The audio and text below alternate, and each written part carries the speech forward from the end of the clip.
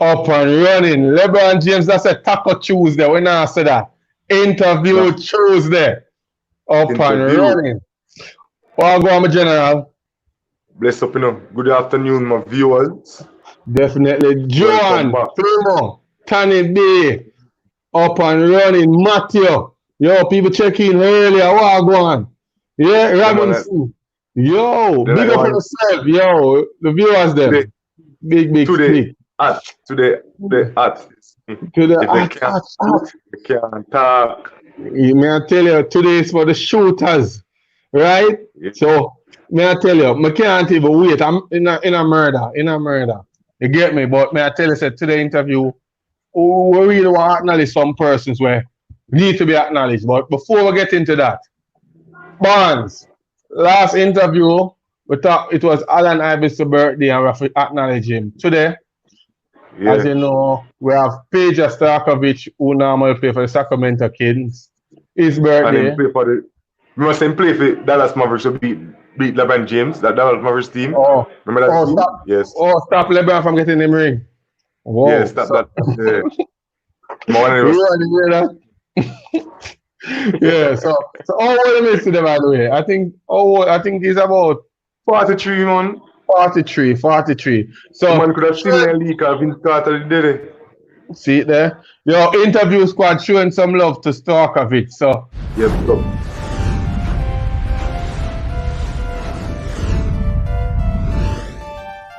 Used for the long jumper, well short, air ball.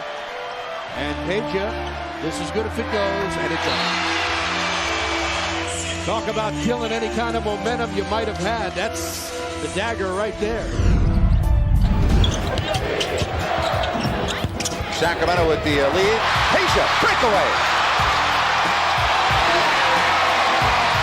Boy, Peja Stojakovic, a great anticipation and flying him for the jam. I kind of forget about Terry being a bench guy because he started so many games. Peja for three in front of his own bench. Are you kidding me? And he was fouled. We're going for four. Rainbow, and at the end was a pot of three. Peja is just ridiculous. Looks, comes in up top, Stojakovic. Here's a long three. Good! Peja Stojakovic at the horn. 2.6, and he's in the tournament. Stojakovic way behind the line. Oh, if you don't like that, you don't like NBA basketball. Divac.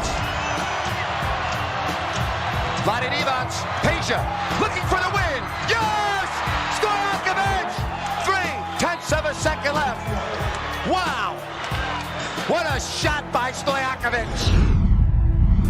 He tried to jump up and actually went down into the floor. Mike Bibby drains it. Oh my! Peja. Stealing it. They're loving it here at Arco Arena. Just a heady play. Heady play by Peja Stojakovic. 3 points, Dallas lead, 5.7 seconds to go. Inbound to Peja, catches, fired. He got it! Oh my goodness! We are tied at 102 off the inbounds. Nothing but the bottom of the net. Peja Stojakovic with his third three of this one. And on the shot clock for the Kings. And they go now to Stojakovic on the baseline. Tough shot! What a tough shot! I think he was behind the backboard, He definitely was. That was a raindrop over the top of the board. That was a spectacular angle. What a great touch. Looking, Divac. Oh, he needed a three. And Stojakovic at the buzzer. Good! It's good! Peja Stojakovic! We're going to overtime!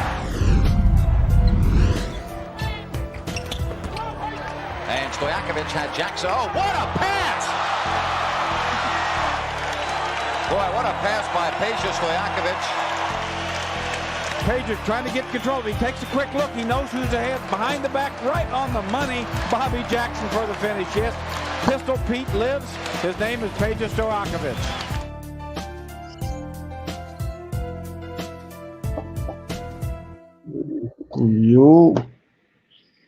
Yo, it's just, I don't know if it's just coincident, but when we choose to bring on two top shooters, we will feature somebody like Page, as you know, Barnes, because you're not just a watch basketball this year. You know, so them man will shoot it, pure shooter. You get me? Say, man, straight. Big up yourself, yeah? All right, let's get into it because we have a lot of viewers log on quick and early, Barnes. So, you know, we have to give them what they want, which is our guests. They just want to hear the story. This interview definitely was motivated, inspired through Garfield Richards, who talk about Roger Marshall dominance with shooting, Gunner, also a great shooter. And interview squad went to the drawing board and we're looking at and saying the 2000 era, who are those players that we consider to be pure shooters? And we could not, we have a lot of. We couldn't bring everybody. We couldn't bring everybody. But these are two. That we really had to have on the show overall.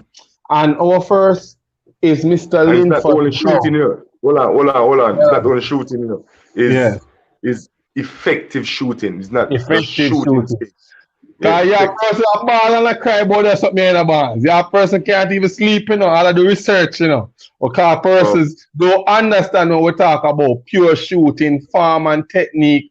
Yo, we need an effective shooting. Lenky, Ratty, we soon know. But anyhow, we couldn't have this interview without having these two guests. And the first one up is a brother of mine from a different mother, but someone who I consider more than a friend in the sense that we played on teams together and we talk off the court because they don't understand. If you come on to basketball, it's not just on the court thing. You have to have your brethren you can reason with off the court, you know, certain little things. You can give advice, even financial advice, because you look from as a friend perspective.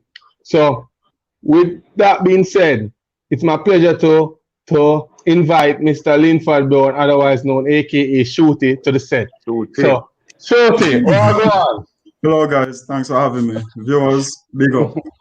Yeah, man.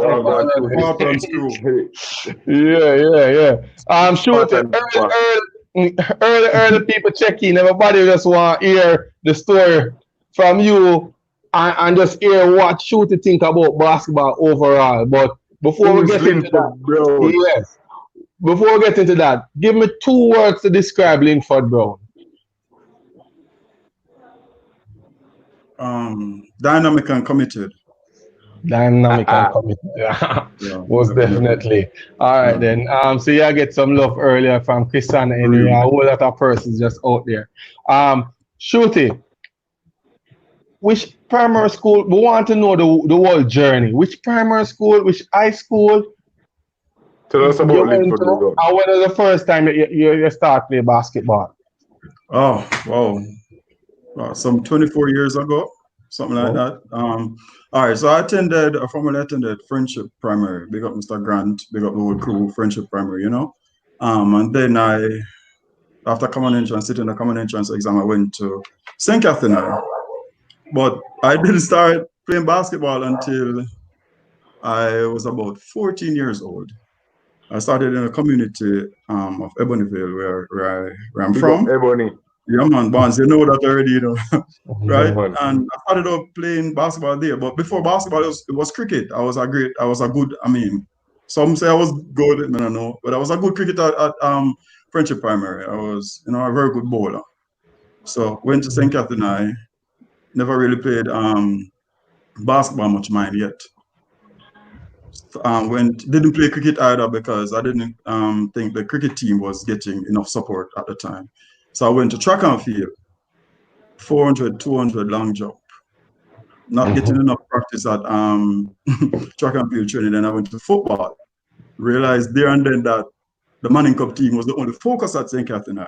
I'm proud to see where we have reached, thus far. Then I went to basketball because big up Ronald Beckford, this would be possible without you, you know? And then Ronald Beckford started working on me with basketball. But before that, Ebonyville, summer of that was about 98, 96, somewhat thereabout, bare feet on the play field. Used to leave my house like 10 a.m. in the mornings and come back 10 o'clock in the nights. My mom used to ask me if I live here. She said, you live here?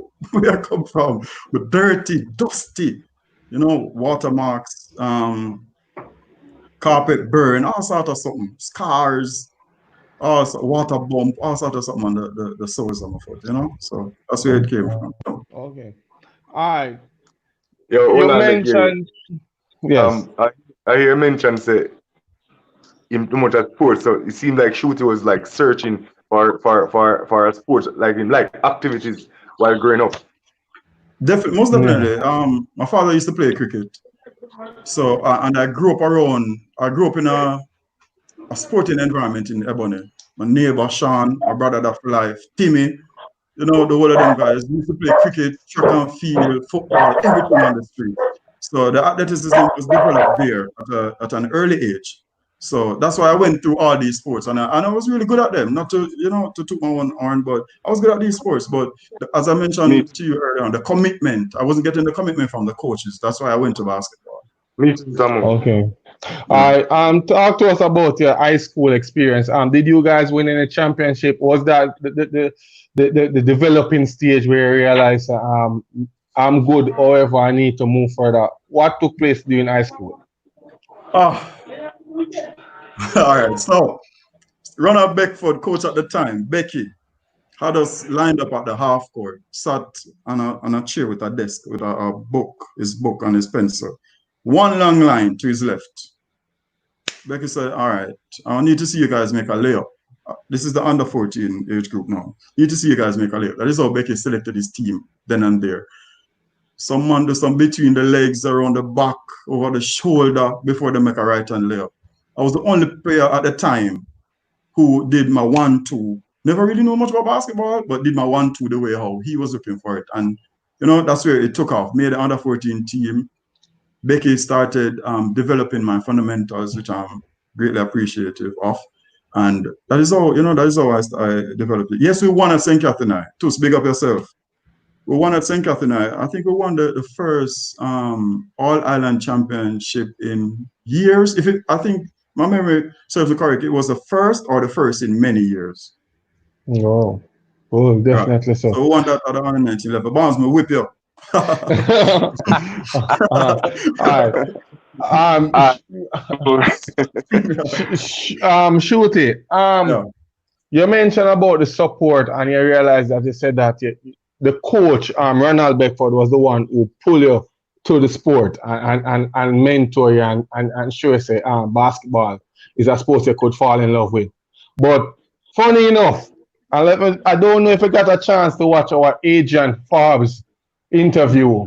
Adrian mentioned that you were the one who started him on basketball. He said that his father passed and you were walking past and saw him and invited.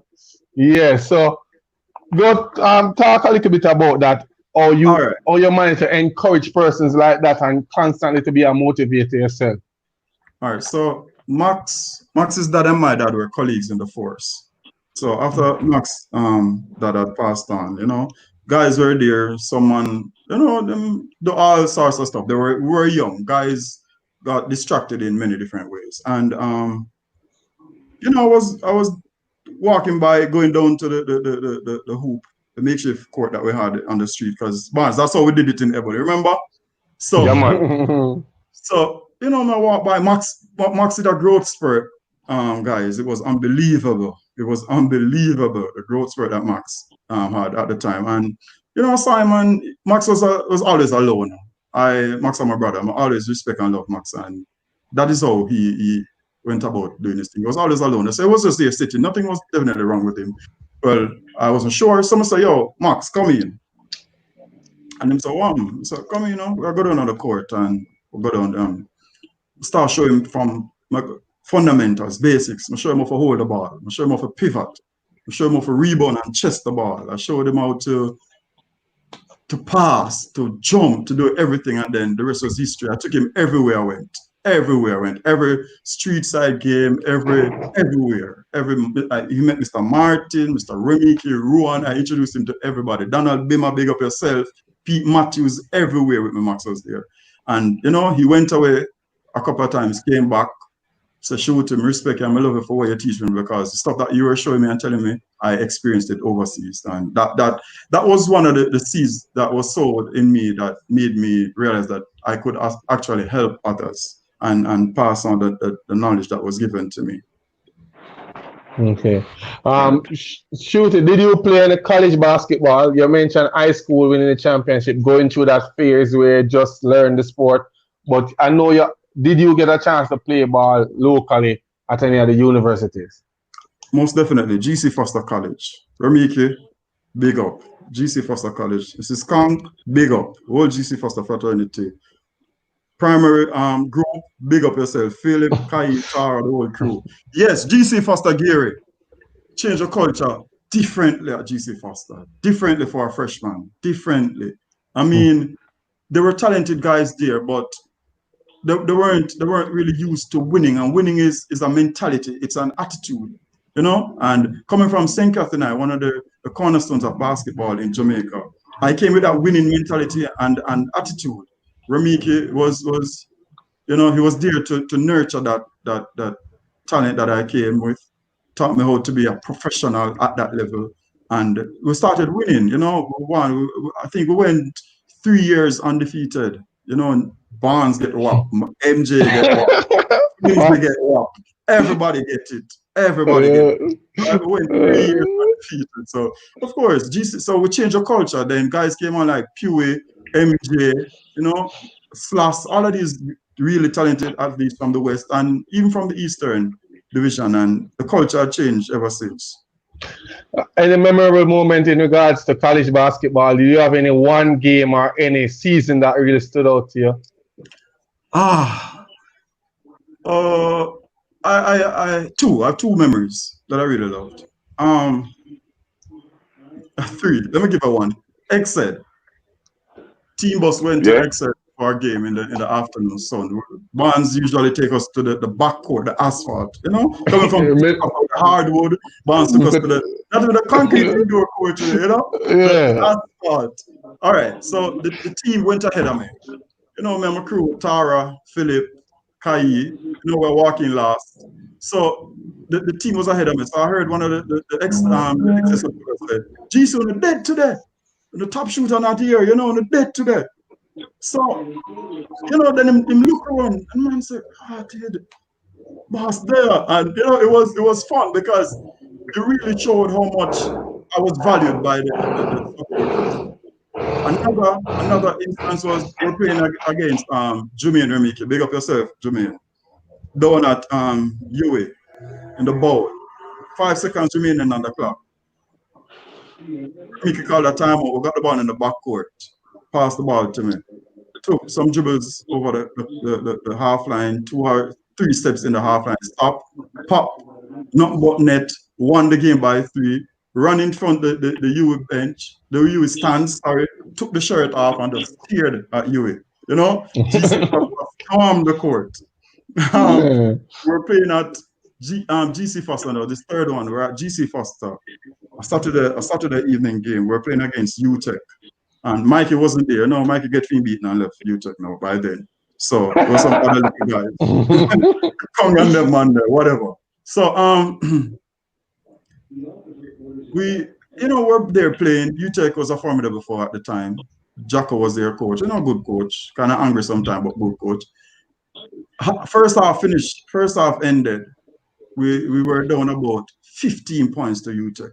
Can't be down to UTEC like that. Good team. I only had about 3 points by then. Asked my classmate Kai to go and buy me a grape soda and a duplex sandwich biscuit, guys. Kai bought the sandwich for me and the drink. Came back. She gave me it. You know, wanted to spike my energy, my sugar level, so to speak. Entering the fourth quarter, we're down 15 points again, entering the fourth quarter, final stanza of the game. Guys, I ended the game with 37 points and we won. We beat UTEP by about 2 or 3 points. DC Foster stormed the court again. Legendary performance, guys. Oh my so God. those are the ones that stood out to me. Oh, boy, Shooty, it's like you have only for good memories, boy. Oh God, Bonds. Enjoy my moments, my years in basketball, man. Yeah. I've been for 1 second. As a baller, me yes a big up Jimmy and Remike. I ever Jane, I actually my one baller. Just sit down. No, Jermaine is my friend. Jermaine is a good person. He's my friend. Oh, okay, all right. Big up yourself to me. Big up yourself. Come on, William. Come on. But Shooty, yeah, Shooty. Well, we'll just say growing up in the college system still and stuff, but you feel you yourself would have felt better if you'd been to a college overseas, or you know, you regret nothing? Regret. If I regretted attending GC Foster, no. I love GC Foster. I love my years. I'm grateful for what it has done for me. As a student and even as a professional working there, I'm most grateful and appreciative of it. However, I thought I had what it took to make it at the college level in the States, because I like to consider myself even now a student of the game. So I'm always learning, and I'm always like a sponge, always absorbing information. I think GC Foster, we used to have to get up at I didn't board, but I used to have to get to school by 5:30, 5 o'clock in the mornings. Definitely. And we would practice until about 7:30, and then classes would start at 8. So you know, after 7:30, we had to rush to the shower and be ready for class, right?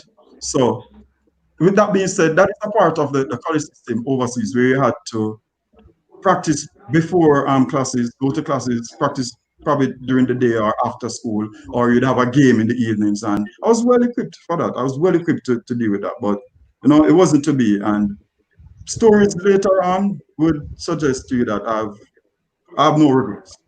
Honestly, no regrets. Shooty, before we even reach the 5, I must apologize to my viewers. I guess more than likely everybody don't know you, but we realize that we are introduced to persons who might not even know who is this Shooty. Yeah. Oh, the name Shooty come about. Why Shooty? it was actually shootable, you know, Gary. It was actually Shooty. And persons who know me from 14 years old, the age of 14, would know this. All right. So, you know, we have this little game that we play where you call it respect the shooter. You know, we're there on the court, putting up shots, and you score from a 3-point shot, you respect the shooter, you toss the ball back to the shooter.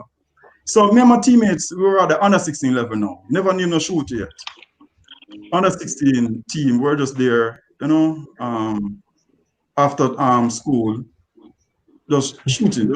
And I was just there hitting shots all over the court. Sometimes the guys wouldn't even pass the ball to me. They would throw it away for me to go and get it. And that fueled me. And then I would just run off the court, get the ball, come back, net. And then a friend of mine from Ebony, a teammate to Damian Scott, Damian said, "Oh, that's Shooty boy, man. Yo, you would stop it if you're shooting. Oh, he's a Shooty boy." And that was it. That's the name. That's the name. Some persons don't even know my real name. Okay. Hey, with you and your real name, everybody's know it. Yeah. This is Lynford Brown. That I want to with you know. Respect. Demand respect. But Barnes, listen carefully. We are the interview squad. We are Jamaican basketball, and basketball are we. We know what going on. I post the poster, and I'm going to say it. And I realize persons got offended and saying that they're even putting numbers to say them score 50 points a game, 40 points a game, 30 points a game. Shooty, talk to us about. I don't want to go too much into it, but can you recall you putting up those amount of points in game and going off like what was mentioned, or even better? All right. So before I answer that question, Gary, can I just backtrack a little? To respect of the viewers, my friend Colin just asked if it was a lack of opportunity why I didn't get a scholarship. And I'm gonna be frank. In the late 90s, early 2000s, the person at the helm of basketball wasn't really looking in the country, so to speak, and scholarship was considered country. So Elmo, Obino, Nicoy, Owen, those guys were the ones who, if you went to JC, KC, Calabar, they were always looking at you, right? They wouldn't look at the Spanish town. And that is one of the factors, the fueling factors, which contributed to me being such a prolific player, because I would come to Kingston and see these guys and would just rip them just because of Martin and those guys who wouldn't give them a fair chance. And that was where it stemmed from. So, you know, just to answer for the viewers. Yes. No, you asked me about all right, I was playing for Cumberland, West Cumberland Flames at the time, which is Portmore Flames. Yes. And Mr. Pino, for some reason, would not play me. I don't know why Ganja wouldn't play me. Ganja was the coach at the time. Big up yourself, Ganja. Yes, Ganja. Yeah, man. And Jason James, I'll talk about Jason James some more. Jason James taught me something. He said that consider yourself privileged to be on the court. Consider yourself privileged to be on the court. So don't just enter the court and say, boy, you should be here and them owe you. Go there, go on the court and show that you are meant to be here. So when I get my 2 minutes Gary and Omar Bond, I just got crazy. So I had one game where I scored 18 points in like a minute and about 45 seconds thereabout. And a friend of mine from JDF was sitting in the stands with his cousin from Canada, and he said to me, Shooty, my cousin called back to Canada and said, and tell some people in Canada that she has never seen shooting like this before. Like 18 points, quick succession. And it just went on with me throughout my career. That's what I said. Yeah, regular. 3-pointers in a half, regular. Don't miss. But I like to listen in. I heard that at one point you were playing for GC Foster and you put up 10 3-pointers within the first half and left and attend a next game. For the Blazing Panthers. For the Blazing Panthers. Yeah. True to that story? Definitely. All right. So I got to the game late. GC Foster's pre-game warm-up is an hour and a half prior to the game time. And I got there about 10 minutes before the whistle. So, you know, I had to hurry and then get in the lineup. So I didn't get to really warm up properly. So Romiki was going off at me. Oh, you're late. You're always late. Here, Mr. Coach, I had stuff to do, coach, you know. But knowing him out and, you know, I know what he was expecting of me. I went out there, I was playing against Money College, and because of what Romiki was behaving with me, and I knew I was wrong in being late, I just did what I had to do. I was 2 or 3 inches from the 3-point line, shot. Coach started custom defender, step over, I step back a feet, shot. Cut the baseline, shot. Next weak side, shot. Step back, shot. Home field, 3-pointers. By halftime, I had 30 points. Finished about midway, third quarter, I had 37 points, and then I asked Romiki to leave so I could go and play for the Panthers. Hold on, Gary. Like, it's serious. When Mr. Martin just chip in and ask, expound Panu, and what you say about you never get a fair chance from him. Tell Mr. Martin to come and see me and we'll have a talk over it, you know? Cool. So, Mr. Martin, if they can have a drink at talk. Come and see me, Mr. Martin. I'll pick you up. Mr. Martin. But you mentioned about a fair chance. Hold on. Let me see. I should actually have a question here. So, man, not talk about when we beat him. But we think we still have the title. No, man. Ratty. A team interview is not fans or exit interview. Okay. All right.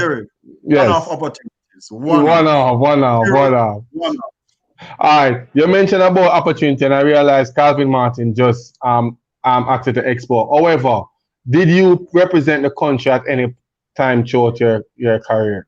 Oh, definitely. Look at the jersey behind me, guys. That's the first jersey. Yeah. You know, definitely. For about 3 or so years, I was the only locally based player on the national senior team. I can brag about that for about 3 to 4 years. Only locally based player on the national senior team. Yeah. Definitely. Wow, that's a good achievement then, man. Wonderful experiences. Went to the Bahamas, light up the Bahamas, lit up the Bahamas. We lost the game because some player, now I call the name Patrick Ewing Jr., decided to say, on the last shot after me got crazy the Bahamas are Europe. Decided to want the last shot. Anyway, went back to the hotel we were staying. There was some journalists there, about a group of 8 or so. And they were like, where's the number? What that now?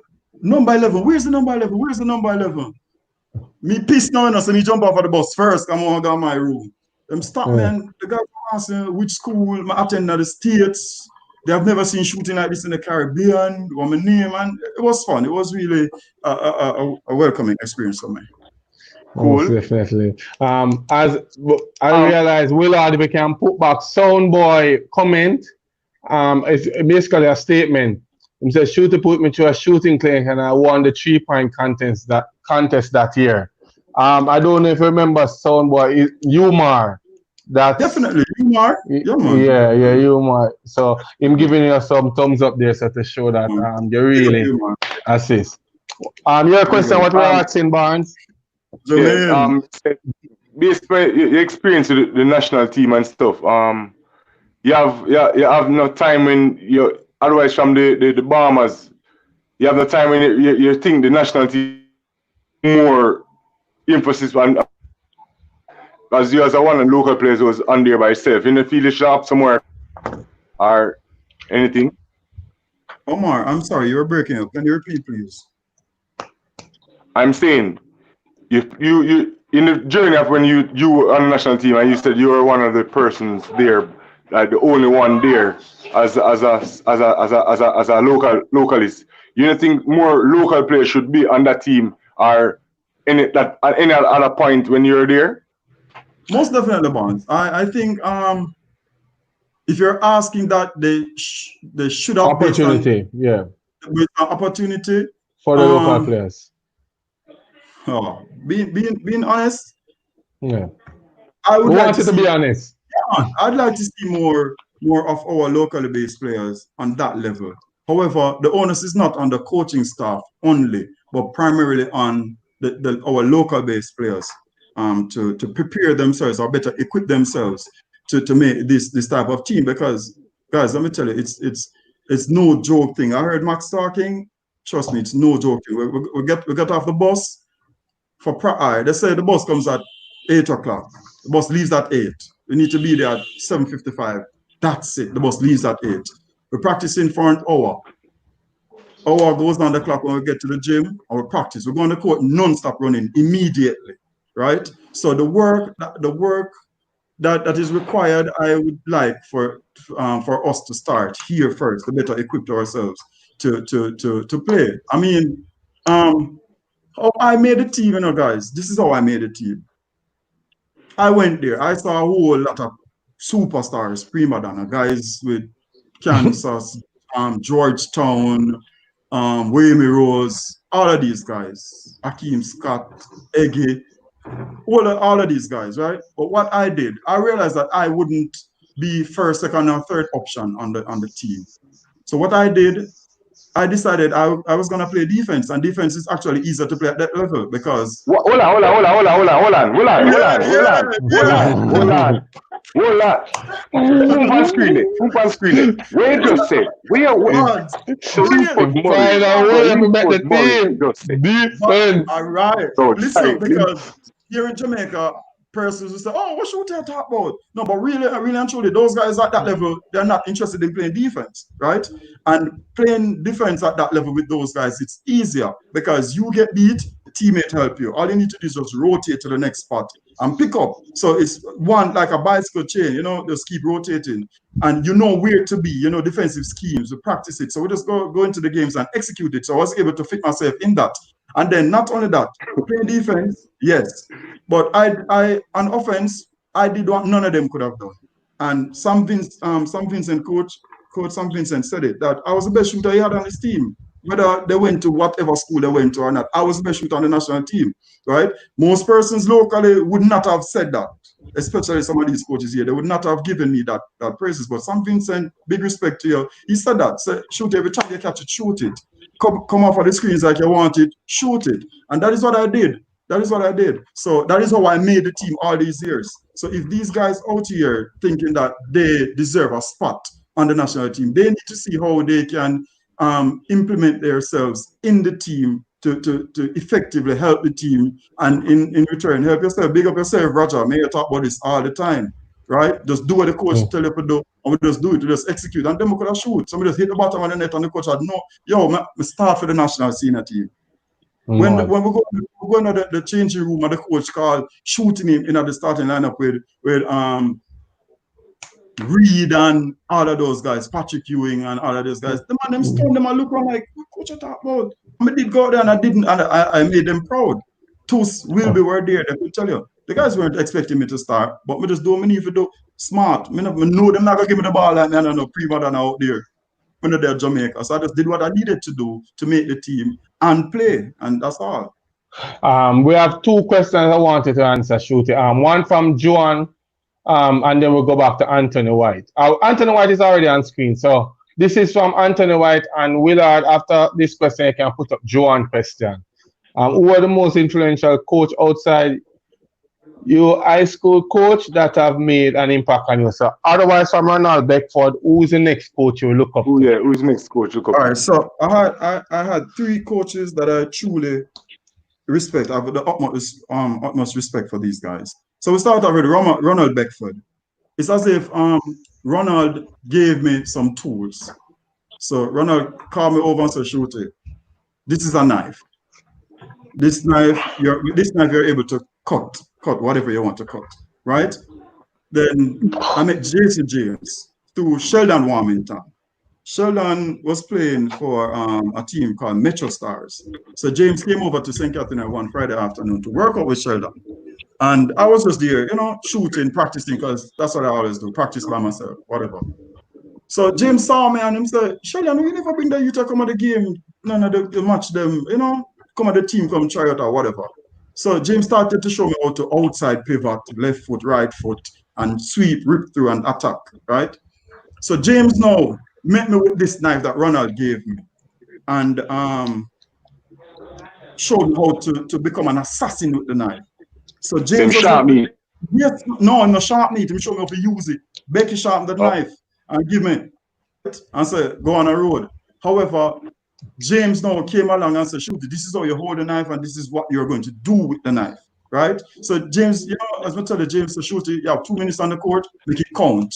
You step on the court, it could be your mom you're playing against, prove to her, dominate every single time. That is why I looked like that on the court. And then I went to GC Foster now, I met Mr. Remike. Mr. Remike showed me the professional aspect of basketball. Tactful, how to approach the game, pre-game meal, how you break down the game, first 8 seconds, the middle 8 seconds, and then the third 8 seconds of the shot clock. Show me how to, maneuver the game. Remike told me one time, Barnes and Gary, Shooty, they said playing for GC. Mr. Remy, why you go so hard for me? Him said, Shooty, listen. You see, playing on this team, you have 60% of the workload that this team has. The rest of the team has 40% combined. And they say, of that 60% that you have, Shooty, I need 100% of it from you every day. I remember once we were playing against Omar Barnes again on the court over GC Foster. There was a loose ball and we both dove for the ball on the floor. Barnes got up. I was there on the floor rolling over. No one knew what I'm. Maybe Barnes probably remember. I dislocated my ring finger on the right hand. The finger was over the other side. And the first thing I said to myself is, damn, GC Foster just lose. If I tell Remike this and come off on the court, I'm just flicking back my finger and go back and play. That was it, right? So I couldn't let down GC Foster because of what Mr. Remike said to me. I appreciate him for that because I took that playing the club level overseas, playing on the national team, that took me through my career. So Becky gave me the knife. James showed me how to use the knife, and then Remike taught me how to be the professional. And we're talking about using that for cook food, not kill people, cause we know so vicious say my talk for the knife and peace of yam. Just a metaphor. Joan, you're a bias say national player. What's your experience representing Jamaica on an international scale? I think she's talking about the competition overseas when you step out, when you leave Jamaica or local grounds. What's your experience over there? Do you see did you compete? Did you see talent that surprised you? Or you think you will match up with them? All right. It's not always about me, Gary, and Barnes. As you know, basketball is a team sport. It's a selfish sport within a team concept, right? We must can admit to that. It's a selfish sport within a team concept. So you have to do what you have to do, but you have to do it within the scheme of things which a team is operating. And so my teammates assisted me in making having life easy, so to speak, for me to exist on the court and do what I needed to do. So I had, for example, Mike Coburn, my friend from Mount Vernon, New York. Mike is a good point guard. So Mike would penetrate, defender had to respect his penetration. Then Mike would just hit, right? And then Mike would hit me that pass, and I had to make the shot. Because me love when I knock down the shot, I turn to the stands and say, shh, So that was it. And then playing overseas, one of the things that I liked was when I represented the country, I knew that I was an ambassador for the country, and it made me proud to know boy, little Shooty from Jamaica signed autograph with them top people in Canada, in America. I signed autograph. Kids that come over to take pictures. Oh my God. It was fun. Remy, I have a question to you. I say, who locally are the toughest person you have to guard? Who's your rival?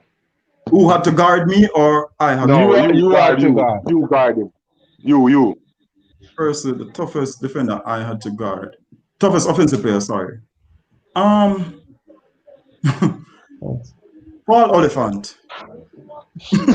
What a name! What a name!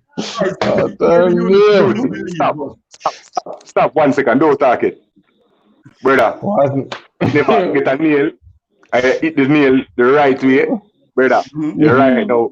Oliphant, check in. No. Paul was a fierce competitor. Right. So Paul Oliphant, because this is the reason why I met Paul in high school, Greater Portmore, St. Catherine. So Becky come down, we have to run sets. We had to run sets. We had to, no matter how the open, I had to swing cup baseline, look for the big man inside out. It was 90s, so we'd have to dump it down to the Patrick Ewing and the Alonzo Morning and the Shaquille O'Neal of the day in high school.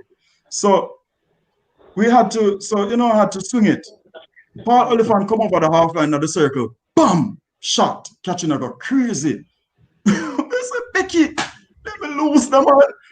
Paul Oliphant came over again, bam, and then this boy had chatting up. Guys, this guy was just chatting. Him still a chat, I tell you. Paul, utmost respect for Paul. Paul, bring it over, and I said, coach, then I step up in them, I can shoot it. And the coach on the sideline, I said, shoot it then, bam again. And then we just sat there in that 1-3-1, and Paul just annihilated St. Catherine, and we never get back Paul. Never got a chance to beat him back. Paul, you're lucky. So Paul. So shoot, hold on. Ask me. Big up yourself, you. May I ask a question? 1-on-1. Yeah. You and Paul Oliphant. Shoot out. Shooting? Yeah. Is that a question, guys? I'm not sure I understand. I'm not sure I understand. He's saying, you hear the repeat? It's over. It's over. It's over. All right. I'll be in a field. Big up. Yo, I want to a lot of love for show for you, Shooty. We'll I put them up quickly and pop them up. I can't even get a chance to big up the viewers them, but viewers, a lot of viewers out there, I show you respect, and I don't know, you're a person who is respected regardless. And as I said before, we are basketball. Philip say Shooty are the dominant shooter I've ever seen in Jamaica.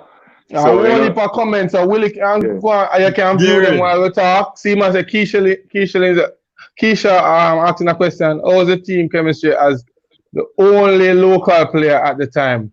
Were you treated any differently? No, they loved me. Yo, guys, I had this experience multiple times where guys would just come up to me quietly. Yo, Shooty, which school you attended in the States? You went to school in the States? I'm say no. Like these guys are seeing me for the first time. And I said, no. And you know, they would like, look at me and say, yo, stop lying. I'm say, no, I'm never going to school in the States. And then sometimes I'm just eat them teeth and walk off because them think I lie me too. Because I would catch them oftentimes just admiring my fundamentals and how I work on the court, you know. And sometimes I even show Max, if Adrian Fowles is there, we're on the team, I say, yo, Max, I said that a while ago, and he would laugh and say, because, you know, Max, I'm a boy. Guys, we just want to mention something here before we go. Yeah. I have to pay respects to this. Micheal Jackson came to St. Catherine with with Adrian Coot and Rangan. What was Rangan's right name again, Gary? Do you remember? I remember. I just got Rangan. I don't remember. But I think most of the viewers know. A three good shooter that, you know. Coot, Rangan, and you. Yeah. Where's Shooty? Viewers. Probably technical difficulties. And I say, Colleen, for a question for him. Don't take it off and make it straight until him technical difficulty. So you don't know. Him soon come back again. You see? This so. In the answer the question. All right, see him there. It's back. All right. See. We don't want to see you. Yeah, technical difficulty again. Come off now, Willard. Happen. Yeah. Yeah. So you say you're paying respect to, yes. Yeah, so Micheal, Coot, and Rangan came to St. Catherine. I had Sheldon Warmington, Chippo, big up yourself, anywhere. Guys, we had an epic battle. We had a triple overtime game at St. Catherine. We couldn't finish the game, Omar, because of lights, right? Lights. No, St. Catherine that. So Micheal was a superstar before I knew him. when they came to St. Catherine for a game, it was a sea of blue. You entered a sea of blue with all of those girls at the school, roped off around the court. So we don't know who is this Micheal Jackson. Micheal Jackson, everybody talk about who is this Micheal Jackson, but it didn't rest well with me because it's Micheal Jackson coming to St. Catherine and I come talk about Micheal Jackson. Who is this Micheal Jackson coming to shoot the place territory? Mad. Anyway, game started. Mike hit a tree, Shooty hit a tree. Rangan hit a tree, Shooty hit a tree. Coot hit a tree, Shooty hit a tree. And it was just like that, back and forth, because my fans were cheering for Micheal too because of his name, you know? So Micheal Jackson, we don't know who is this Micheal. We never get rid of this Micheal. Anyway, couldn't finish the game because of the light. Game had to postpone to another time. We come back, overtime again. Of course, Shooty win. Mikey get it again. Whop. You know, so that was it, Mikey. I have to mention it. Colleen, all right. Colleen had a question before. Willa, can put up a Colleen question. Coach number, we so talk to you. How you do? General. This question, Shooty. What are the stark difference between the national, international players versus local international players? IQ.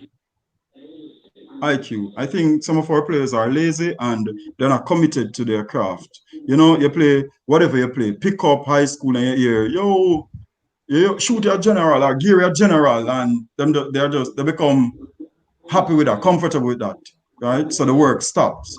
So that's the difference, the IQ and the work ethic. These guys don't complain and they're always working and they're smart. They are very smart and they listen, they pay attention.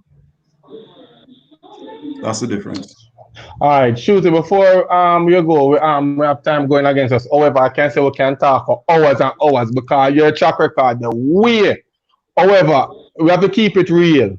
There's a lot of time persons mentioned in the basketball fraternity, players saying that Shooty is hard to deal with because Shooty sometimes demand too much. And I was saying more time, I said to them, I don't really, personally, because I play on the team already, I normally say, I don't really see that because I don't know if it's just mutual respect we show each other, but it's on everybody, on most players' lip to say Shooty is hard to deal with. With that being said, you spoke earlier about the will for win and it's a privilege to step on the court. is it that your personality won't allow mediocre? Why you travel with that strong personality when it comes on to basketball? All right. You spoke of mediocrity a while ago, Kieran. That's true. But the thing is, my friends from the Spartans, from the 2010, 2013 Spartans team, they will tell you. The thing is to hold each other accountable. And with the same esteem that I hold you, Gary, that I hold myself, is the same esteem that I hold you. It doesn't matter. We're all role players on a team. We have different roles, right? I expect you to play your role to the best of your ability. And so will I. If I fall short, any teammate, whether the 30 man on the bench or Adrian Forbes, the starter, can come to me and say, Shooty, you mess up right this a while ago now. We need you for pick up right this. And I must be able to accept that, right? So that is me. I cannot accept mediocrity. So that's the problem. And most persons in Jamaica, we are lazy. So we grow accustomed to just accepting anything. Chop, make it go on here, man. Make it slide. No, not with me, because that will cost you the game. And then some of these persons who don't really know me will hear persons talking in the stands and just ride with it, as opposed to meeting me, the person, to understand why I'm like that. Mr. Remiki said something to me once, Gary. He said that do not develop the Kobe Bryant syndrome. Develop the Michael Jordan mindset. So Rem, what you talk about? He said Kobe Bryant will suppress his game to accommodate teammates. And as you can see, Michael Jordan did not do that in the last dance, right? Persons had to pick their game up. And that was just it. And Remiki told me this years ago before the last dance, right? So that was it. So Remiki told me that I couldn't do anything else. I had to just pick myself up, highest esteem, confidence up, and just work. And then when a teammate comes around me now, I expect the same of them. And my teammates know this, and it's not personal for me. Basketball is not personal. So may you're cool after basketball. Bonds, may your friend. Yeah. Definitely. Yeah. All right. Well on. What happened to your coach Stumbo? All right. Listen, let me ask. So Gary, you was in the 40% when Shooty was the 60%. Let me tell you, yes. And I don't believe I even was in the 40. I was about 10 to 20%, because when you talk about players such as Pedler, remember Barca from BVI, I bring the game. Ricky Thomas from the West. So we had a really good team. We had a last dance team. I tell you, we could get Jordan. Yeah, so it was really a strong team, and we really rely on shooting ability to get us over. However, all right, Shooty, before you leave, I want to ask you two questions before you go, because we have our next guest at hand. I am saying, and majority of the persons who are watching are familiar with Jamaica basketball. When we touch the court, Shooty, me and you over 50, 60 years old, and we touch the court, even up to now, we find out that we still dominate, it's very dominant when it comes on to basketball, even today in Jamaica basketball arena. What are we doing right, and what are we doing wrong? Why the change don't make? Why the button is still in our hands? Why the button don't pass over to the youngsters where they dominate and we have to really sit on the bench? Because before you even answer, I think it was last year, Shooter, where the here in a red and shoot about 10 3-pointer in the arena against Rayton Raptors, the young sports, even though they won the game. But what is going on, Shooty? And I'm asking Shooty because you're not just a player, you're also a coach. The GC Foster College. So this man was sitting in front of us. I tell him track record long for the talk for the next 2 days. But what's your observation? What is going right with Jamaica basketball now? Or what we need to look at? Coaching. Yeah. Coaches have become complacent and comfortable with what they have or what they're doing. I see coaches that were there when I was a youth, still doing the same thing now. Basketball has evolved. We're not throw ball to the post no more. The post step out to the 3-point line and make plays. You have to evolve, right? So with coaching with the improvement of coaching, then players will in turn improve. Because back in the days we had some really good coaches, but some still need to improve, you know. So if we can improve coaching, get back what's his name, Nelson Isley from FIBA, persons like those to come back down and have coaching seminars, constantly having coaching seminars and officiating seminars with personnel here, then we'll improve the level of the game, right? You'll have another shooter. For example, Micheal Johnson was with me at GC Foster. Mikey, big up yourself, Mikey. And Mikey said to me, we had about 2 or so years working with each other. Mikey said that he wished he had met me earlier because he would have been a more prolific player now than he is. And trust me, Mikey is very good. Mikey is Mikey is the next shooter. Remember me telling you that, right? But with coaching, because I did what James did. Mikey knew how to shoot, Mikey knew how to dribble, but in telling him how to use it, telling him how to use the seams of the court, use angles, you know, timing, change of speed, change of direction, change of pace. Coaches need to teach these game sense situation, game scenarios. In training, one team up by 10, other team down, they have 5 minutes to win. One team must win by any amount, the other team must maintain their 10-point advantage. So you have to coach these players to prepare them for situations, you know? So it's coaching. That's where it's at. It's coaching. Definitely coaching. I don't know if you can see the question on the screen. That's from KD7, I think. Kimoya Jagan. I know you did coach GC Foster female team once. Yes. What are the pros and cons you guys got through that time you coaching them? It was with the females. There were some good girls, really good girls. Ashley, Melissa, K. Dean, Shanice, some really good females. But they weren't used to, I demanded a lot of them, and some of them weren't willing to accept that. So that was the problem. But after 2 or so years, they got around and they understood, because what I did, I demanded so much of them. And then when they actually do what I asked them to, then I commend them, you know. There's a pattern on the back, say, yo, good job. That's what, you know, keep working at that. So that was the most thing. I only have one last question, however. I'm just going to make the viewers ask the questions before I get to that one. There's Colleen Natty again with her next question.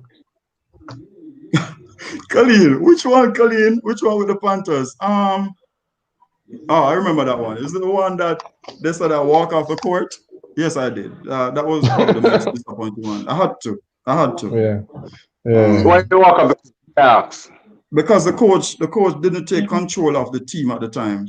Some of my teammates were getting ahead of themselves, right? And the ego started to come in. I wasn't trying to become any superstar. I was just trying to do what I needed to do for the team to win. I was trying to do what the coach had asked me to do. But that message wasn't conveyed throughout the team. So the rest of the players weren't on board with that. So players wanted to do things differently, even though they may have been at a lesser caliber than myself. So coaching was a problem, and I didn't want it to escalate beyond basketball, so I walked off. All right, put back KD question again, Willard. So, basically, KD was asking, what is your favorite thing to do? Otherwise, I'm shooting on the court. Back then, it was to catch an alley-oop. Yes. Yeah. Where Shooty can down? Let's see if Shooty can down. Willard, we can down.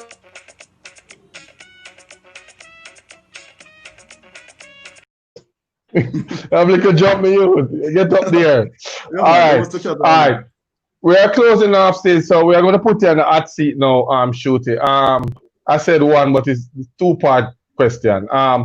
Name your top 5 player in regards to a team that you will pick, that you have players that you have played with on a team, that if you're going to select that top 5 to compete against any team in their prime, which 5? Center, power forward, small forward, shooting guard, and point guard. And we're talking about Jamaican players, right? Yeah, local. All right.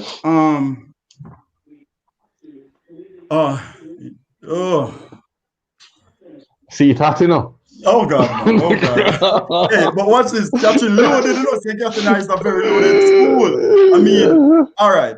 Tus is my point guard, right? Shooting guard, Do I have to be in it, or I can take myself out? Take yourself out. Take yourself out. Take myself out. Remove myself. All right. Toast point guard. Toast point guard. Tyrone Davidson, Pumba. Power forward. Pumba was really athletic. Pumba did everything. Both ends of the floor. Man. Damian Staple, solid. Big man. So Toast. I'll go with Owen. Yeah, I'll go with Owen. So what's that? 4? Yeah. So I have a point guard, I have a shooting guard, Owen. I have a small forward and Kali McCarthy. Cool. Yeah. Mad. Why Kali? Kali had the body for the NBA, the physical body.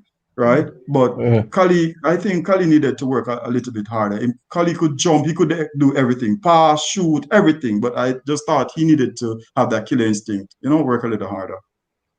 Okay, all right then. As I said before, I saw Ruan post earlier that you might be the most fundamentally sound shooter in regards to technique in Jamaica, and I think that you practice and you ensure that you keep that form going. Last question. You mentioned Paul Oliphant as your toughest persons to mark and remember what took place to guard. Right. Yeah. But what would you say you need to adjust to ensure that his shooting ability get to your level? Paul? Yes. Get some of my DNA. All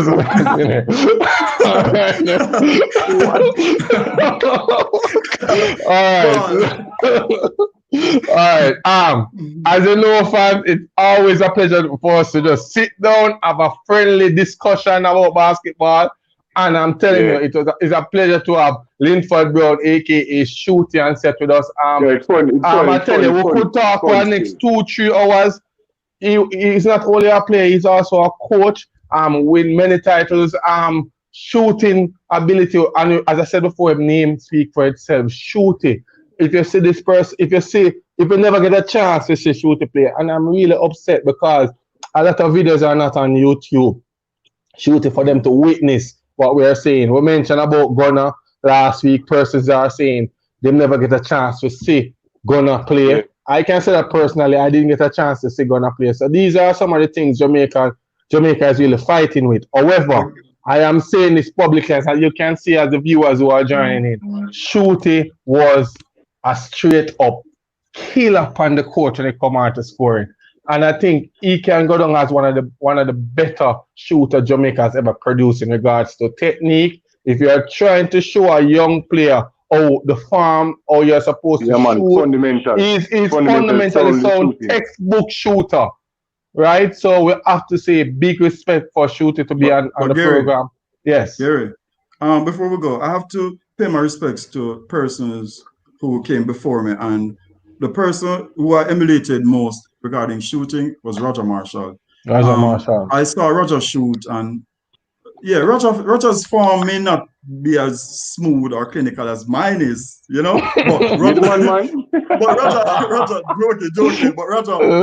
Roger did something that I like. Every time Roger shot the ball, it had a perfect backspin, right? And until this day, I haven't emulated that yet. That's the only thing. But Roger was my role model regarding shooting. I wanted to outdo Roger. That's what I wanted to do. All right, then. Big respect to Shooty for passing through. As you know, same Jamaican just there on the sun on my level. Retired if retired, and I keep saying it. Yeah. Big up Obina, the general. Obina, big up yourself. Yeah. So Shooty, my interview respect again for having you on the show. I'm telling you, I'm just happy that you could give us the time to pass and let us know your story. Starting from cricket, go to football, Russia can't feel everything, but you did Gary, answer that question from Gary, who's the best shooter for Shooty? Honestly, as I said before, I got the privilege to play Shooty, and I'm telling you, Shooty to me, and our next guest is the 2 best shooter I have witnessed I played with Shooty for about 3 years. I played Shooty. 1 year ago, undefeated. During time I get tired, I just pass the ball and just walk up the court, push. So yeah. So Shooty definitely, and that's why he's here today and interview. Cool. To big him up and to show him respect, which I think that in Jamaica we don't do as much. We don't give the person them respect. We don't shout them. We are so much trying to bring down each other like crab in a barrel thing and to say good game. Even that we're not even see again in the bands. Person don't even tell person it's good game, you know. True. Person just say, yo, me never get enough ball. So Shooty score, I will win the game. Persons that walk out upset. No, we need to change that mindset. Give respect or respect due. All right, so so big up yourself, Shooty. Yeah, big up Shooty. You don't know. All right, so we'll go send the backstage. But me not like still a Gary. We all said. I just say respect. Give out respect. Do even if you don't like a person, you still can say respect. You see me? Yeah, definitely. If I play a good, I play a good. Yeah. And him say, what did Caesar give to Caesar? Yo, you know what our limitation, Barnes? We can't bring on everybody one time, so it takes some time. And a lot of good players are in Jamaica, so we take the time. I will call each person to the table to hear them stories. So we are doing the best we can. But Gary, as we said, we never say are the two best out of everybody. We say two of the best shooters. Two of the best shooters. So let's move on and do it. But put back Ped's comments right there, Willard. He said, bring in the king of pop. And when we talk about this individual that we are going to talk, what we are going to bring on our guest right now. I'm telling you, I have too much brother in the sport in the bands. This youth, I'm a brother to, you know. I tell you, basketball are one circle in Jamaica. We're not a big country. Basketball are one circle, so everybody have a family. Yo, when you talk about shooting, I got a chance to play this individual for Harborview Lakers team. And when him go off, man, I tell you, in the normal, you heard Shooty gave you a short history when him appear at St. Catherine and him and him go head to head and it was a battle. I am telling you, we couldn't mention bring on two guests in regards to shooting and didn't mention these two players, regardless of what is being said. All right, so without any further delay, let me just invite our guest, our second guest tonight, who is MJ Micheal. The man make sure put up in Jamaica. Humble mentality. Shooty put up pictures, you know, so I put up my own. Yeah, man, yo. I'll be a lover show right away, Micheal. Big up yourself. But you know, I don't understand though. Yeah. Here, sit down and make Shooty talk about how him what me, you know. We know I get the chance to come back. The amount of time me and Gary need Shooty. Yeah. So, I don't know. I mentioned that and now mention the beat up part. Talk about the beat up. No, nobody now mention the beat up, brother. You don't know that. Nobody now mention the beat up. Come on, Jack. All right. Brother from a different mother. You're there. Question. We always like to start this way. Give us 2 words best describe you. I would say devoted and determined. Because over the years, you know, we really was devoted to the sport. And as anybody could understand, for us to be playing basketball for so many years in Jamaica is really the love. Because not a lot of persons would get the opportunity to represent the country and to go on to even making money or anything like that. So, you know, especially from our era, you have a lot of people who just have real genuine love for the sport from even the 90s where, you know, we get cable and, you know, everybody start to see MJ, you know, when we have cable and we have WGN and everybody start to watch cable and we see, you know, Bulls and, you know, everybody just love the sport. There was a buzz, you know. So from that time coming up, even to now, I'm still playing, and it's just love. Straight love, and that I try to make the youngsters know. You mentioned that for so many years. At what age you start playing the sport, Mr. Jackson? I I think it was third form, the summer of third form. Back in Meadowbrook. I was at Meadowbrook High School then, and we used to play football, right? Yeah. You know, me and Dushane, you know, where I come from. Big up yourself, Dushane. High School. Big up Dushane. Dushane White, Ross. Mad Max. You know, Mad Ross. So, yeah. You know, so we used to play football, cricket, mostly. And you know, we used to play football every evening.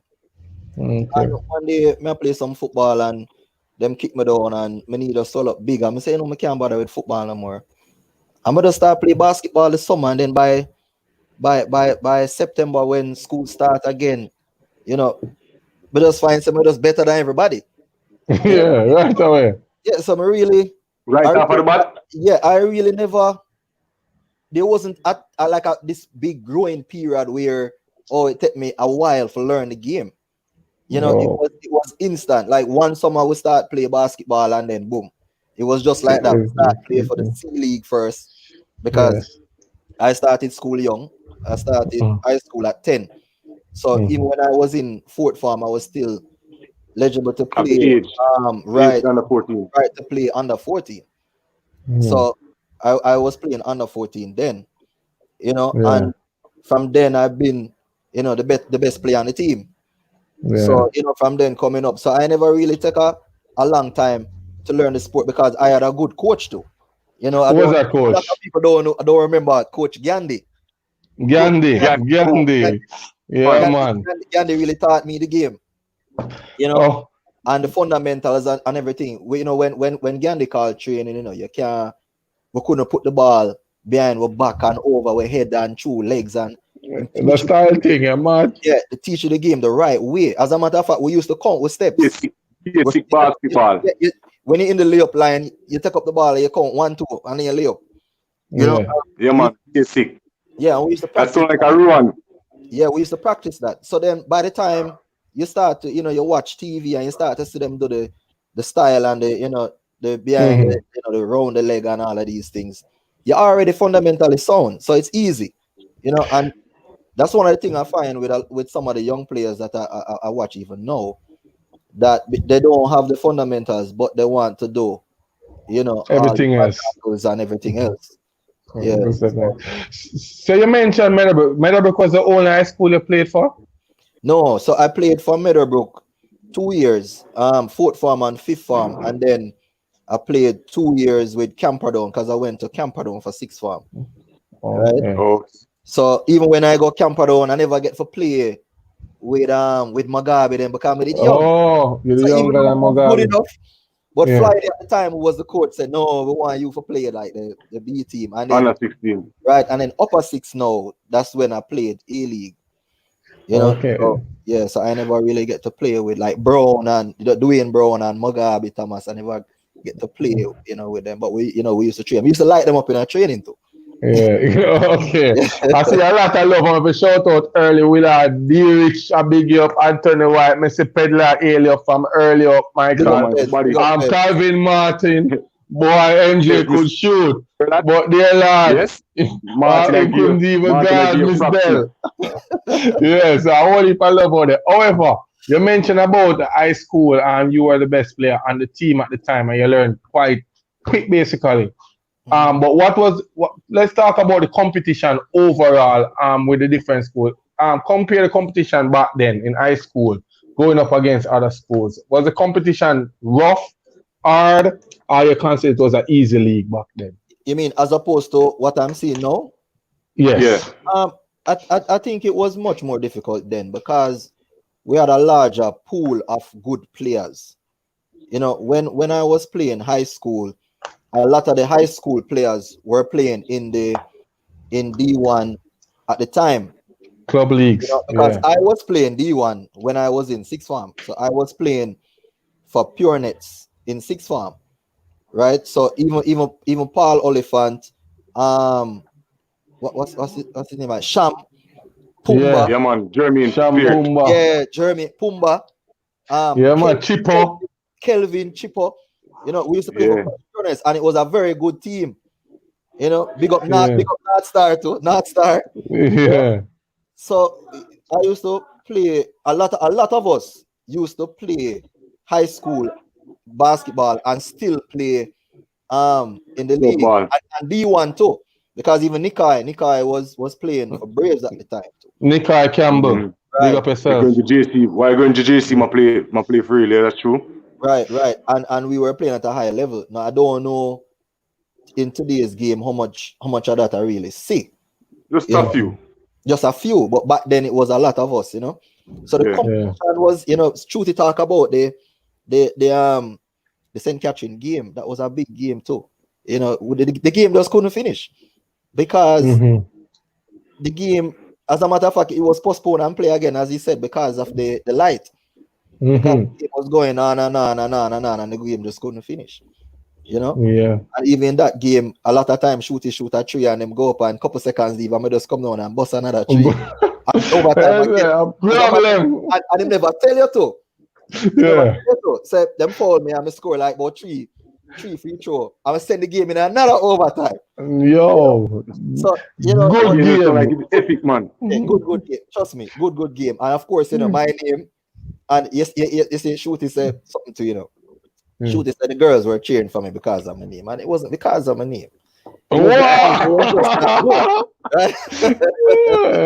So you say name to top it off. Yeah, the name, the name is the name. You know, you're gonna get some attention because of the name. But it's not like they have a name, I'm never good. But I light him up too. Oh, so what Shooty mentioned Paul Elephant, Greater Portmore back then was his biggest rival. If looking back now, which team you normally think you thought really was that the team that you fear the most? Or did you fear any team back then? Back then? In high school. Yeah. Well, high school. All right. So even now, you know, I was never a player who fear any team, you know. I don't really do that fear something there, you know. When it comes to basketball. Yeah, man. When it comes to basketball, and Gary know that. When it comes to basketball. Well, I'm witnessing 2014 Mexico. Yeah, all right. When we go Mexico, CSC game. Right? So once cut the ball around, you know, and once you come to the game and you are ready to play, right? Anything can happen. So the only thing you need to do is to just make sure that on that day you're on top of your game.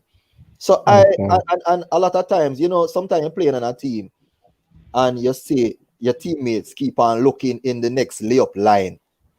And you have to say to them, say, Bridget, I want to look like afraid of the man. Concentrate on your layup them and you shot them and make sure you're ready for the game. So I was always that player who I never really fear any team because I know I'm going to get mine, you know. So I don't really have no fear. You better get yours. I'm here to get mine. Once the game start, I know I got them. So I don't really do the fear thing. So there was never really a team that I fear. But you know, as you go, but don't respect them.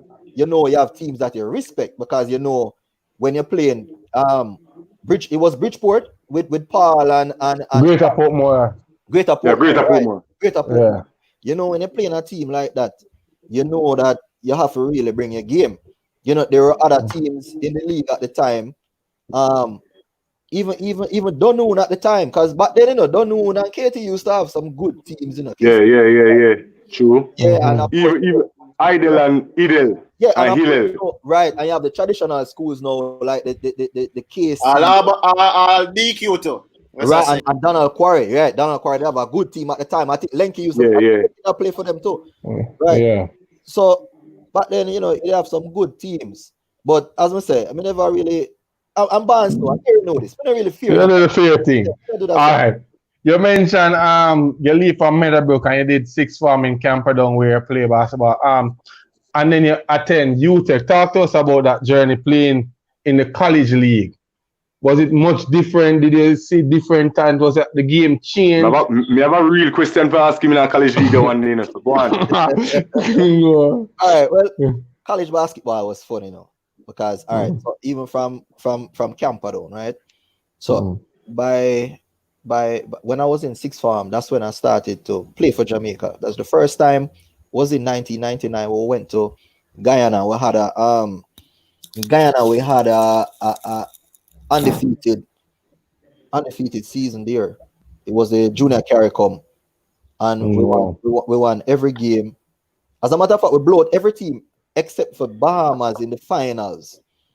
And Bahamas go up and win a man. And they like, I don't remember if I somebody dunk, you know, and come on our bench, you know, and start scream and shout, you know, and because I'm sure them winning, you know, and boy, Paul Oliphant shot a 3 from almost half line. That name again, Paul. Yeah, Paul Done them. Yeah. Paul shot a 3 from half line, almost half line. And that's how we won the finals. I think we probably won it by like 2 or 3 or something. It was a very close game, you know. But even on that national team, I think, I was starting on that national team. So when I went to UTEC, everybody already knew who Micheal Jackson was, you know, because Andre Grant and Nikai was a year ahead of me. Because when after 6 form, you know, I took a year off and said, boy, I'm going to try and go work, and you know, but that only lasted probably about 4 months. Start and wait, and I was working at like Lime call center. Okay. At them time it was cable and wireless. Yeah. And I think I worked there for like 4 months or so. I was doing some other courses too, you know, but I wanted to take a year off. So when I got there, Andre Grant, Nikai, Wani, Chai, Narada. Yo, memory lane. Yeah, Preppy. That man they run UTEC. That man they run UTEC, right? But Andre Grant used to always tell everybody, say, wait till next year when MJ come. Problem. Right? So when we reach UTEC now, everybody already know about MJ, because even from high school basketball, everybody know about MJ already. Right? But boy, I tell you, college was one of the nicest times though, because you know, even when I started playing for UTEC, you know, in first year, you know, I wasn't even the starting shooting guard, you know, but whenever I go on, I don't come off. Yes. Right? So I was still a big and that was only for first year, right? Yeah. And then, you know, after that it was me, you know, as the main guy, and I was the main scorer too at UTEC. Definitely. Yeah, man, most definitely. Before we're going further, Willard, put up that comment from Calvin Martin. Him have a confession. I don't know if you can read the confession, Micheal. Put up that confession. Let me see it. Willard, see it there? After winning in 2009, I left off the 99 right. still. I mean, right. 99. I said, worse done them for me. I know some effects to them about it too. Talk about it then. I'm supposed to make the team. Martin said couldn't feed you. Martin just confirmed it. Martin said couldn't feed you, Micheal. Yeah, trust me. I know I'm supposed to make that team, man. Right? I know I was supposed to make the team, right? And you know, but you know, whatever happened. Yeah. Whatever happened. But I know that, you know, I knew I was supposed to make the team. I mean, they even said to them, I said to them, look, I know I'm supposed to make the team, but you know, it is what it is. But at least confession is good for the soul, Mr. Martin. Okay. I know, say that take a lot of time while again. Yeah, because you know, Martin don't admit nothing, and Martin don't add no edge. Yeah. Right? So for Martin said that. Thank God for COVID, I talk some things since COVID, you know. Thank God COVID come. Since COVID, I talk some things. So Martin said that, you know, it means something, right? Yeah. And funny enough, viewers, just hear MJ just push that aside. And I must say, as I said before, my brother him have this humble approach to things where, as he mentioned, him the all nothing, him the fear, him just go through and say, what it is, it's what it is. Going forward. With that being said, Micheal, you can't just be an island stand on your own. We're looking back now, who was always you that consider your biggest supporter when it comes to basketball and overall? Well, my family, you know, because my sister, my 3 sisters, them was my biggest cheerleader, you know, and everybody know that because them used to come the matches, a stadium, and you know, them louder than everybody. Sometimes I feel to them, say, "What? Don't take time cheering, man." Just right. So I always had the support of my parents, and you know, immediate family, my sisters and my brother, and you know, they used to come to the games, especially my father. My mother never really used to like come to games because, you know, sometimes they must smoke weed and, you know, and loud and whole heap of bad road, and, you know, so she never really liked it. No family settings that. Yeah, but, you know, but my sisters, you know, was always there, and, you know, friends and I think, but so they were always cheering me on. They were always there cheering me on, you know. Any memorable moment when it comes to college basketball, anything that you look back now and say, yo, even a championship or a game, specific game, what really stood out to you? What really, if you're looking back now, you say, whoa. Well, with college basketball, you know, any big performance that you remember? Let me tell you, I don't know what Shooty I talk about, you know, because from 2001 to 2003, right? 2004, we had winning season. We win 3 years straight. Two out of those seasons, right? We were undefeated. Two seasons we went undefeated. That's right? With Andre Grant, Nikai, Preppy, Wani. Who else? You remember? Never. Yeah, Wally Paddy. Yeah. So, you know, so we had 3 undefeated seasons, and then, you know, in the 4th year, I never win in the 4th year when everybody else left, and we had some new crop of players, because as I said, those players was a year ahead of me, you know. But I had a lot of memorable games in college, because, you know, as I used to put up some serious numbers too, you know. And I remember in one finals over UA, I think I scored 45 points in that finals. No, just couldn't miss. And Gary know this too. The bigger the game, the better I'm play. Definitely. Everybody who know me know that. I want the big game. Yeah, right? Yeah, man. Because at the 2000, I think at 2006 or something, you are right. You got it. Yeah, 2005. Yes. Yeah. You're right. You got it in a college league. I remember a game. Don't I said. Yeah. You're up by 25 and come make it. I'm right to beat you. Yeah. We did lose. By the time the players, I mean, the crop of players at the time was not as disciplined as ones who had left. So even training and just the effort was not there, because these players were not as mature as the Andre Grant and the Nikai and the other guys. So, you know, they have a whole lot of work to do, you know, but it was still fun. But that particular game though, that finals, 45 points, I think I scored about 10-3. But just couldn't miss. And then, as a matter of fact, it's the first time, it's the second time I signed autograph. The first time I signed autograph, catching eye. That same game. That game. Right? People come to high school. Sign autograph. I think a joke. I say, for real? Sign autograph. So that UA game over UA, trust me, and people come around me and them say, oh, the best ball I ever see, and, you know, because I just couldn't miss. I really couldn't miss. Yeah, that was one of the most memorable games in intercal basketball. You know, that was one of the most memorable games for me, you know, back then.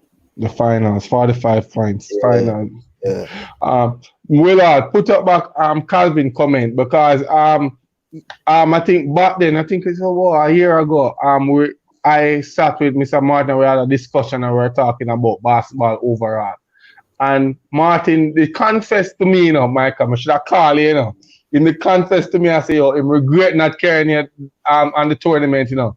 And he mentioned to me that when they bring some of the players, them complain about food, them complain about this, them say, all you do, I just eat the food, train and play. You don't have nothing to complain about. I know Martin will go with this, you know. I know where I'm going with this, you know. Let me tell you.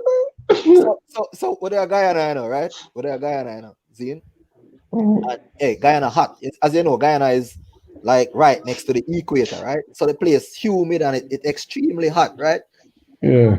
I drink like a igloo full of water, right? One time. One igloo. One time, right? So the food never all that neither. You know, and I mean I tell you, say boy, the man them say them not eat the food. I'm sit down and eat about $5 food. And them time, you know, my belly now. Me about $5 for Martin said, yo, me that carrier go anyway. So me know what that thing I talk about. But overall, still, I don't really complain much. You know, if we need for play ball, we need for play ball. And what I don't like is when people come training and joke it out, because I really take the sports serious, you know. So when people come and joke around and not really do what they're supposed to do, you know, it used to bother me, you know. So, you know, me and Martin always have a good relationship over the years, because Martin actually coached me at Camperdown, you know, and him used to tough for me, you know, man. When I say tough for me, you know, Martin would have never give a compliment, you know. Me score all 30 odd points, you know. And Martin wouldn't even come and say, good game, MJ.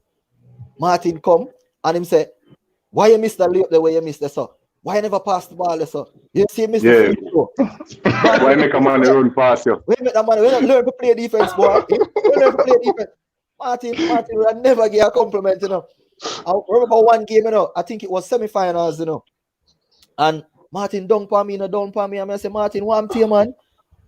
And him say, let me tell you something if you never realize here. Your responsibility for carry the team. Your team are your responsibility. I don't even know if Martin remember that. Right? Yeah. And so I always have a respect for Martin. You know, I always say Martin. Every time I see Martin, I say, Martin, what go on? Best coach of Jamaica. Yeah. There's a question here from KJ Stu, which is with Goofy. We mentioned MJ, who were the players you look up to when you just start to play? Which older players you look up to say, yo, man, they're good enough? Well, I used to go stadium and watch the games, right? And you have Zico and Lando from Tivoli. Mad. Yes, man. Zico and Lando from Tivoli. Them man, they're fearless, right? Especially Lando. The boy they could have play ball, you know. Lando, you know, could have shoot. It was just a scorer, you know. Because even with myself, you know, people say, you know, MJ can shoot and whatever, but I even though I know I can shoot, I really consider myself a better scorer, you know, because I used to score a whole heap of layups too, you know, because we just full of moves, you know. So even if I fake the tree, somebody come to me and fake the tree and them jump, you know, I go in around them and, you know, do a layup or whatever. Gary know that I'm gonna throw the lob to Gary. Yeah, man. Gary never have the belly. When Gary never have the belly, you know. Just go to the rim and throw it up. You know, you don't have to look, you know. Just go to the rim and throw it up. You know, Gary has a dunk. Yeah. Facts. Yeah. So I have Roger Marshall, you know, and even Gunnar. I see Gunnar the last part, you know, me catch some of Gunnar in the latter year, in his latter years, you know. So I used to look up to those guys. But really and truly, I never really emulated any one player to say, oh, I wanted to be like this particular player or that particular player. I just really worked on my game, you know. I take a whole heap of shots and things like that. And I'll tell you a story as to why I became a very good shooter too, you know. I remember playing in sixth form, right? At Camperdown. I think we were playing KT, right? No, Donoon, I think. I think we were playing against Ryan Parker. Ryan Parker, big up yourself. Even though I don't think you will watch it still. And them time the Ryan Parker was a good baller, right? High school days. And we lose the game. You know how we lose the game? Semi-finals, you know. Yeah. We're down by two. Take a shot. No, get a free throw, right? Get 2 free throws. We miss the 2 free throws, right? Get the rebound and shoot and miss again, and we lose. And boy, I take my towel. You know, back in high school days when we used to wear the half a towel, everybody used to have the half a towel. I'm gonna take the towel and I go sit down at the stands and may I cry for about an hour straight, non-stop. I'm gonna go home the day and I say, so this not happened to me again though. And I said, tell my father, I said, boy, daddy, I need a rim. Somebody have like a side yard. So we put up the basketball hoop in the side yard and start to practice free throws and just start to shoot. At 12 o'clock, my mother said, well, go to your bed, you want to sleep, stop bounce the basketball, And I became a better shooter because of that loss, right? And then after that, I remember some years again, while playing for UTech now, in inter-department, time run out, them foul me, I shoot a 3, I'm scored it, with it down by 2, scored a 3 free throw, win by 1. Wow. And over the years, I have a lot of free throw. I used to win a lot of the free throw trophies in the league. So I may have a whole heap of free throw and 3-point trophies. I have a whole heap of them. Right? So that is how I became a better shooter because of that one last two. Killer shooter. I tell you. You mentioned visiting stadium back then and watch Roger Marshall, latter part of Gunnar, also and Zico and Lando. Comparing what is going on now back then. And it come on to the league. Where the fire gone? How we get back that fire, Micheal? I think we'll probably have to go back to grassroots because the thing is when I was 14, right? You had or before 14, you had under 14, right? And then you have the which was like C League, and then you have like B League, and then you have like A League. I don't even know if that exists anymore.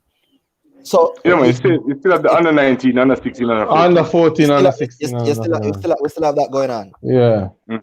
Well, what I realized that people just not devoted to the game anymore. I think it have a lot to do with coaching too, in terms of teaching and motivating players. Maybe opportunity too. People just not looking to basketball, as a means of getting a scholarship to go like back then. I don't know why that is happening, but I think it have to do with coaching and even more grassroots programs to get the youths involved. Because when you check it, we are still the dominant players in the league now, right? Yeah. This year, me at 38. Yes. We're not supposed to dominate no league. You understand? It's supposed out of the league. It's not supposed to happen. The last league, the league postponed now, but for them 3 games, I think I scored like 29, 28, and 27 or something like that. No, at age 38. Yeah. So the thing is, that is telling, because if we at our age now still dominating, it means that the sport is lacking something. So we need youths. We need the youths to take it more seriously, to come in, and then even we ourselves have to do some of the recruiting too. Yeah. As the older players, and try and give back in some way, teaching the youths, getting them wanting to play the sport, and guiding them in the sport. As you mentioned about coaching. 1 second, Gary. I to add what Micheal just said, as a Shooty does it too. You now see high school players play in the National League like that, like back then.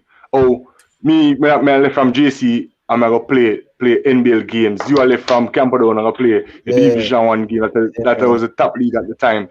And Gary left school, I'm gonna play. You know, get the players again like that. You probably have you have a 200 high school youth in a high school that play basketball, and 6 of them out of 200 probably.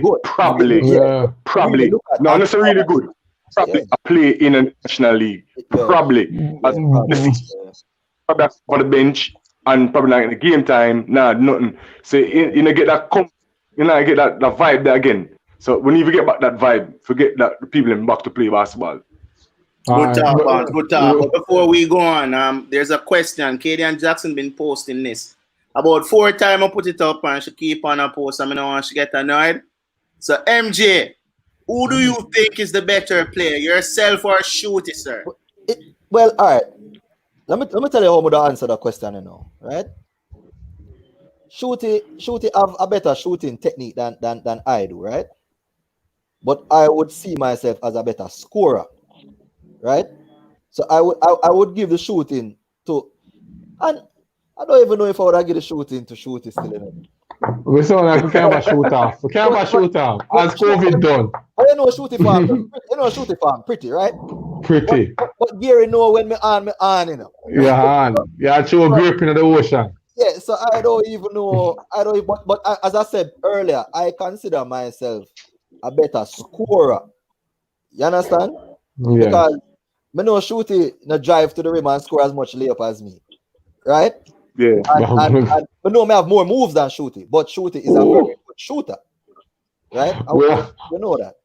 We need for the beach open, we can link up and sit down and talk to, We never have to go get all that happen. Yeah, you know in my prime, nobody can stop me in an open court. I get the ball, I'm gonna go coast to coast. Nobody can stop me. You know that. And nobody can hop as fast as me. you all know that. MJ, I don't want to go off the point. You mentioned about the players them not loving it, how we're gonna develop it, and the coaching Shooty mention. Question. Coming up to your period, I think you mentioned, was the coach you mentioned for Meadowbrook who started it? But overall, Coach Gandhi.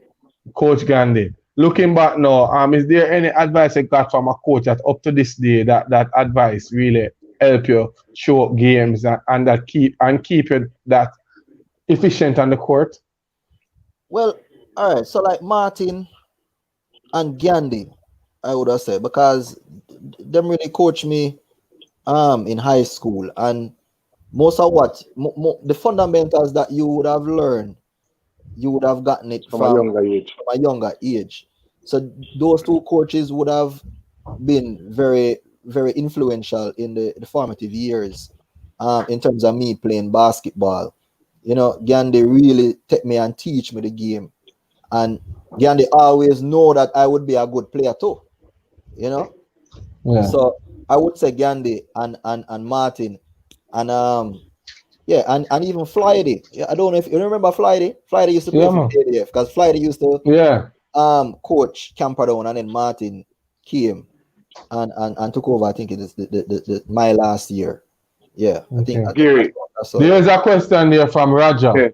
Raja, I think Micheal can answer. So in regards to the youth, how much responsibility is on the basically saying MJs, the Shooters, the Barnes, whatever, but how much responsibility is there for the players themselves to help the country in the good? Well, as I said earlier, we as the older players, I did speak to that, we as the older players need to do some of the recruiting too. I don't know if you remember me saying that. Yeah. You said that. We need to seek out some of the younger players and try and mentor them and guide them, in that way. I always wanted to give back to the sport, but I really need to make some time to actually do it, because I'm very busy, and me do a million and one things. So sometimes the time is just not there. But we need to, and even Barnes and Gary, we need to make basketball relevant again. So even a program like this, this is also playing a part as well, because what we need to do is to get the young people wanting to play the sport again. So if even us as the bigger players can take them aside and say, look here, there's an opportunity. You love the sport. There's an opportunity for you. You can probably get a scholarship. You work hard at it.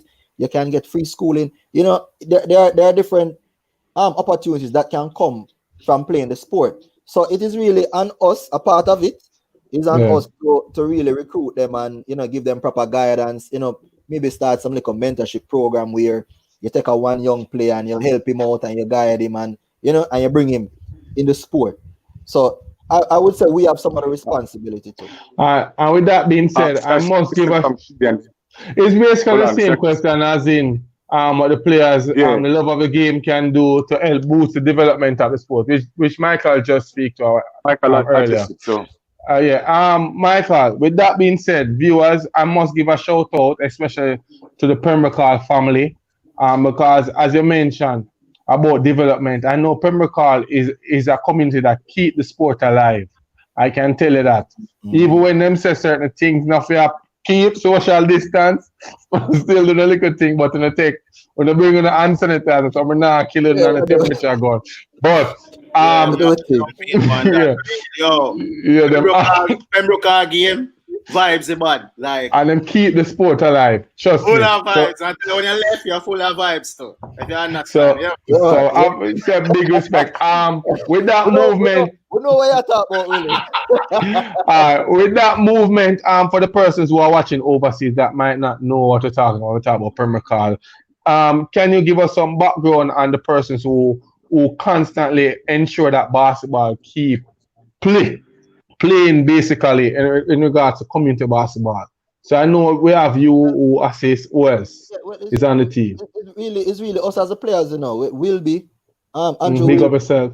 Myself, some of the other persons, like the what's her name now?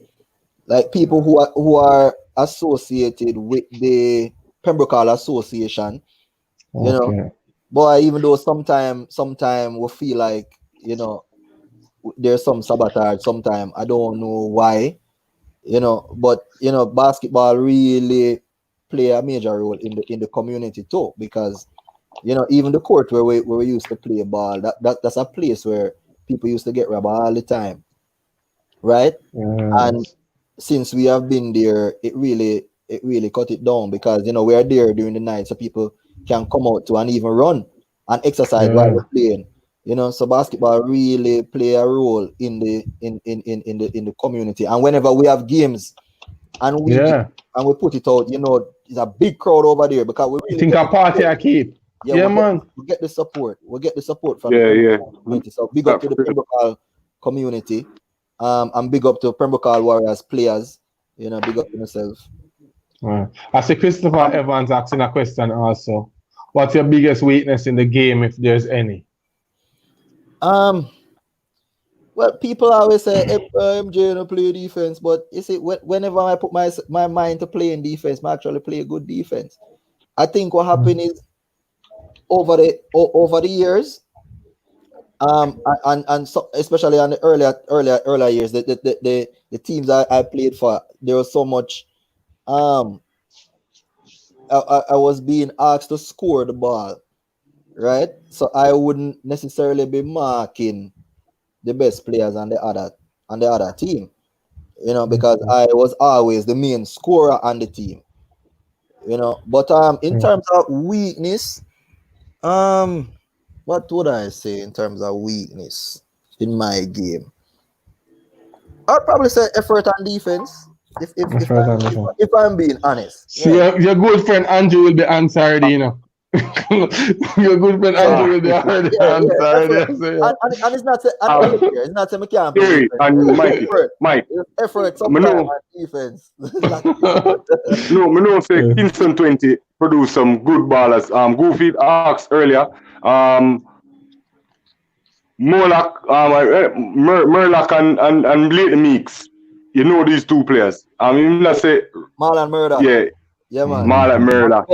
Bells. Himself asked if it give him your rate of those two players. All right. So if Marlon Murdoch, you know, when I was at Meadowbrook, and you know, of course, Meadowbrook we just start play ball, and we used to play ball around Beatrice and this place we call Father, Patrick City, right? What's Our Lady of the Angel? No, not Our Lady of the Angel. What's the name of the school again? John the Baptist, right? John the Baptist Catholic Church. We used to play ball over there. We call over this a Father. And even Marlon Murdoch and Leighton Meeks. The first time I see Leighton Meeks get up in a man. And clap it on somebody, you know. I'm gonna stand upside down and say, but in my height. Boy, could I jump, man. Everybody know that. So whole heap of people, Leighton Meeks dunk pan. Everybody know that, right? Yeah. That's what I'm known for. And him can score and shoot and do everything. And cook. I know him. Right? Big up yourself at Chef Earl. So, yes. But Murdoch was fundamentally sound. Murdoch could have shoot, him could have jump, him could have do everything. I don't even know if people really remember Marlon Murdoch, but he was a very, very good player back them time. This was definitely. So two players I'm really rate. Two players I'm really rate. And you know, Bells are my virgin. Most definitely. Talk about Lakers days, because you mentioned jump, as you said, jumping, one person come to mind. You know.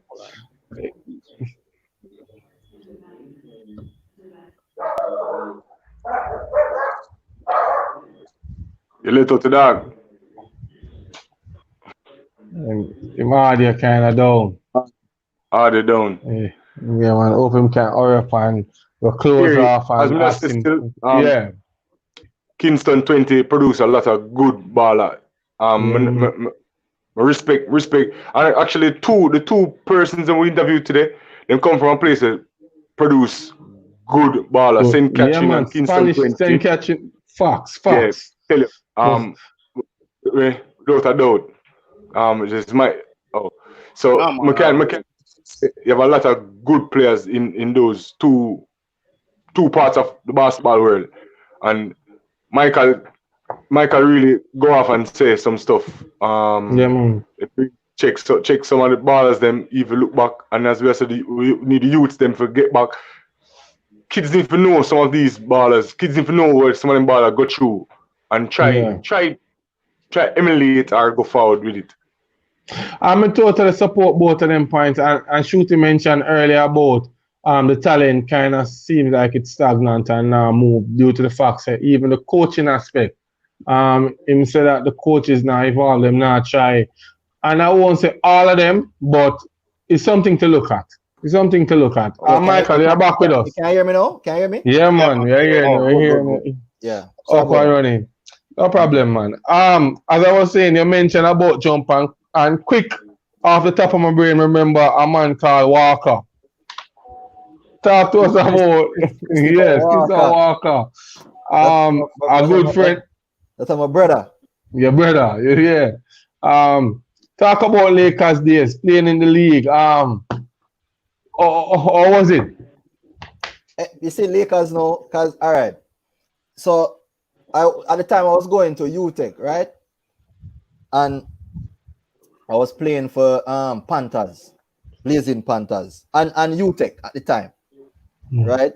And Jacko said to me, why Donald Jackson. Yeah, Jacko, big up yourself, Donald Jackson. Jacko, yeah. My namesake.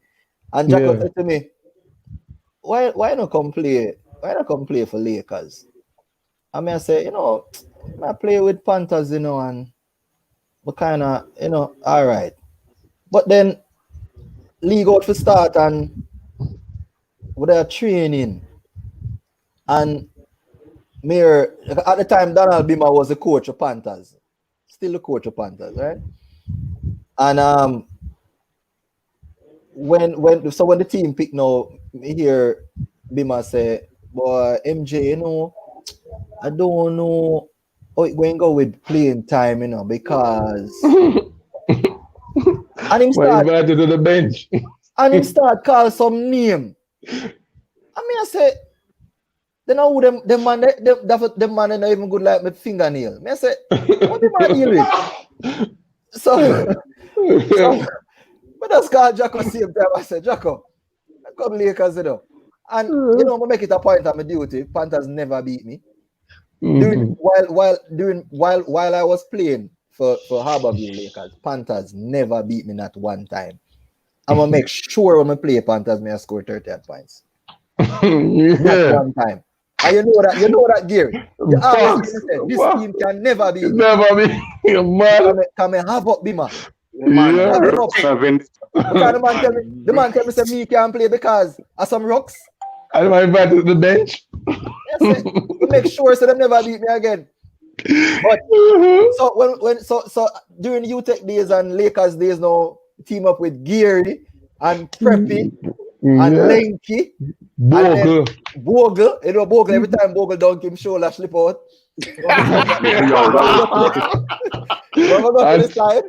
Trailer. I pushed him back. Trailer and rest in peace, Bulby. Yeah, Jano. They want to shoot with a gun finger. Bulby never see a shot in no light. Bulby never see a shot in no light. My love, every shot. But the team is loaded. The team was a loaded team, and then Chris Skywalker come and start. Giant. Boy, the team.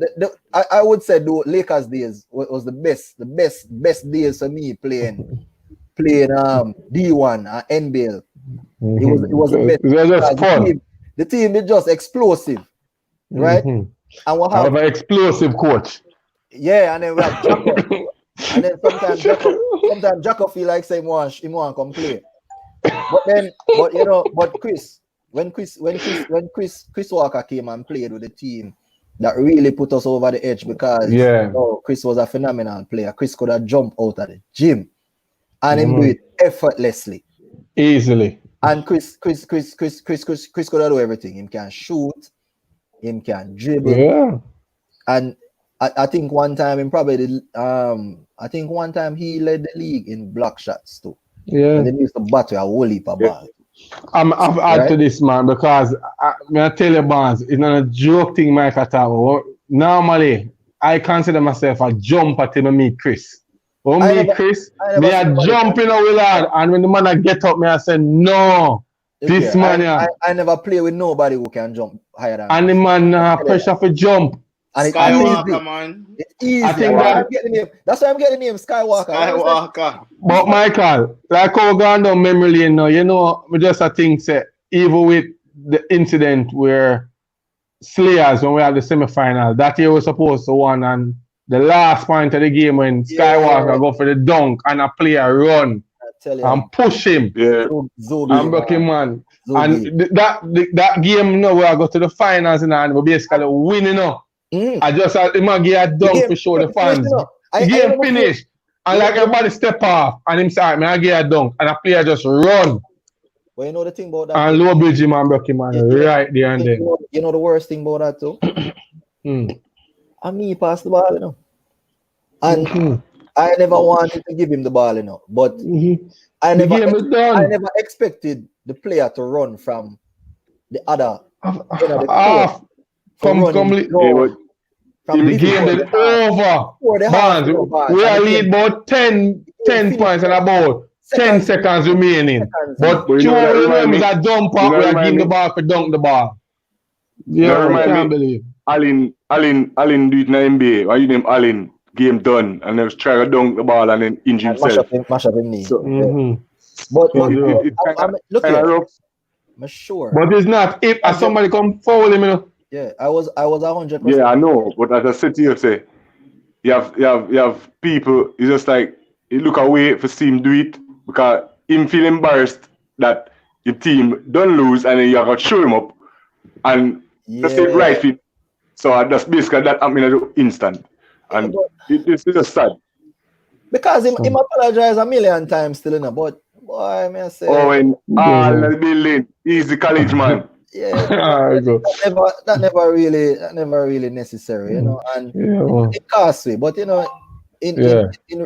hindsight, but just the whole respect thing. You just bounce out the basketball and just But he really want us to do a windmill and just put the icing on the cake. Yeah, and done it. All right then. No, it's a very unfortunate situation. We have again. We'd have a question where everybody else says a good question from Remike. But go on, man, try to find it. But I might ask why you love take so much selfie, my God. If I ask Remike, since you want to do that, ask Remike why he gives so much weight for him hand and upper body and do nothing for him foot. Ask Remike. That was a good comment. Tell this discussion. Ask Remike why more look like Johnny Bravo. Ask him. All right. Oh my God, you never do Johnny Bravo 1 season 2, man. Yeah, one time I hit the gym, wicked, and I get big enough. I said, boy, and start. You know what happened? Gary would know this because, all right. So even through years now, people always ask me, you know, why I never get a scholarship and things like that. But even while I was going to UTech, I was really looking for a scholarship while I was going to UTech because you see, I was thinking, all right, then that was the time when I was at the prime of my game, you know, and at the time they were really looking at guards like that, you know.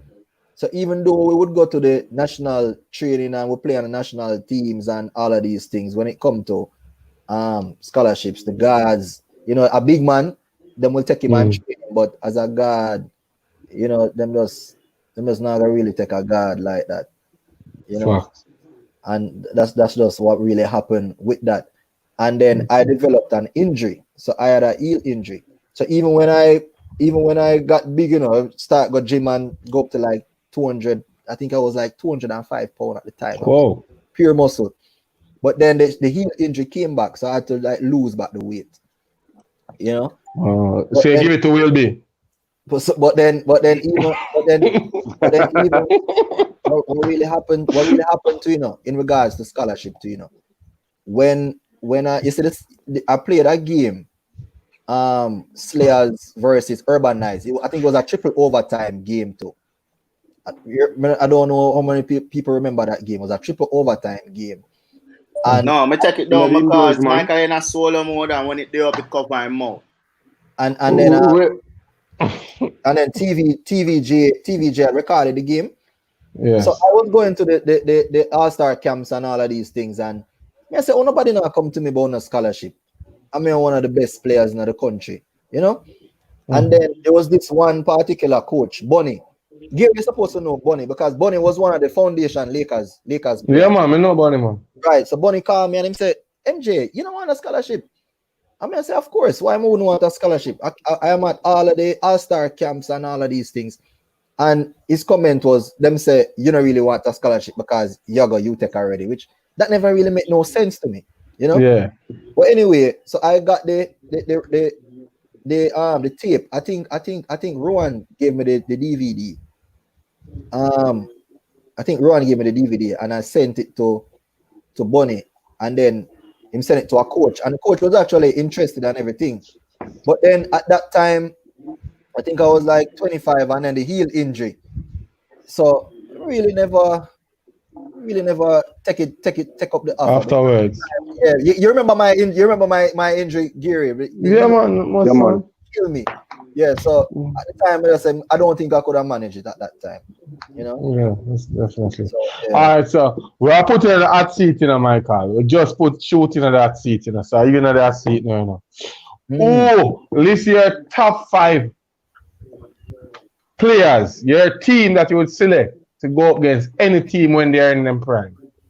And these would have been players who you play with, yeah, not All right. So for big man, I have to go with you and Wilby. Big man, you and Wilby, Gary and Wilby. Skywalker, the 3. Point guard, I would have to say Nikai. Killer. For 2 guard now, taking myself out of it. 2 guard. Owen. Yeah. Killer. Big up yourself, Owen, in the pan set. Yeah, see that 3 college man that the man choose, you know. 3 college man. Well, I like the college man, you know. Big up yourself. Yeah, so as I said before, once when we have them interview, I not even feel like an interview, I just feel like a discussion with a family member about basketball, a sport we love, you know. So it's always a pleasure to sit down and have these refreshing conversations. See somebody checking. Jazzy Williams, big up yourself, you know. Organize some past and present players, mentors to have a JBA playoff. We can organize that, Jazzy. Big up yourself. Big up yourself. That would have been fun.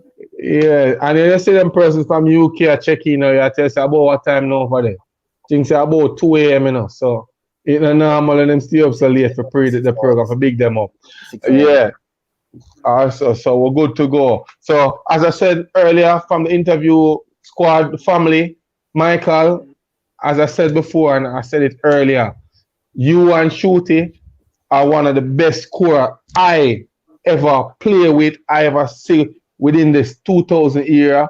There are other good players and I'm not taking anything from anybody else, right? However, but I can say I witnessed them, I witnessed Shooty go off in a minute and 30 seconds and give 18 points. I witness you go off in a 2 minutes and give me 20 odd points. I'm not talking about a joke thing and it's not a one night thing.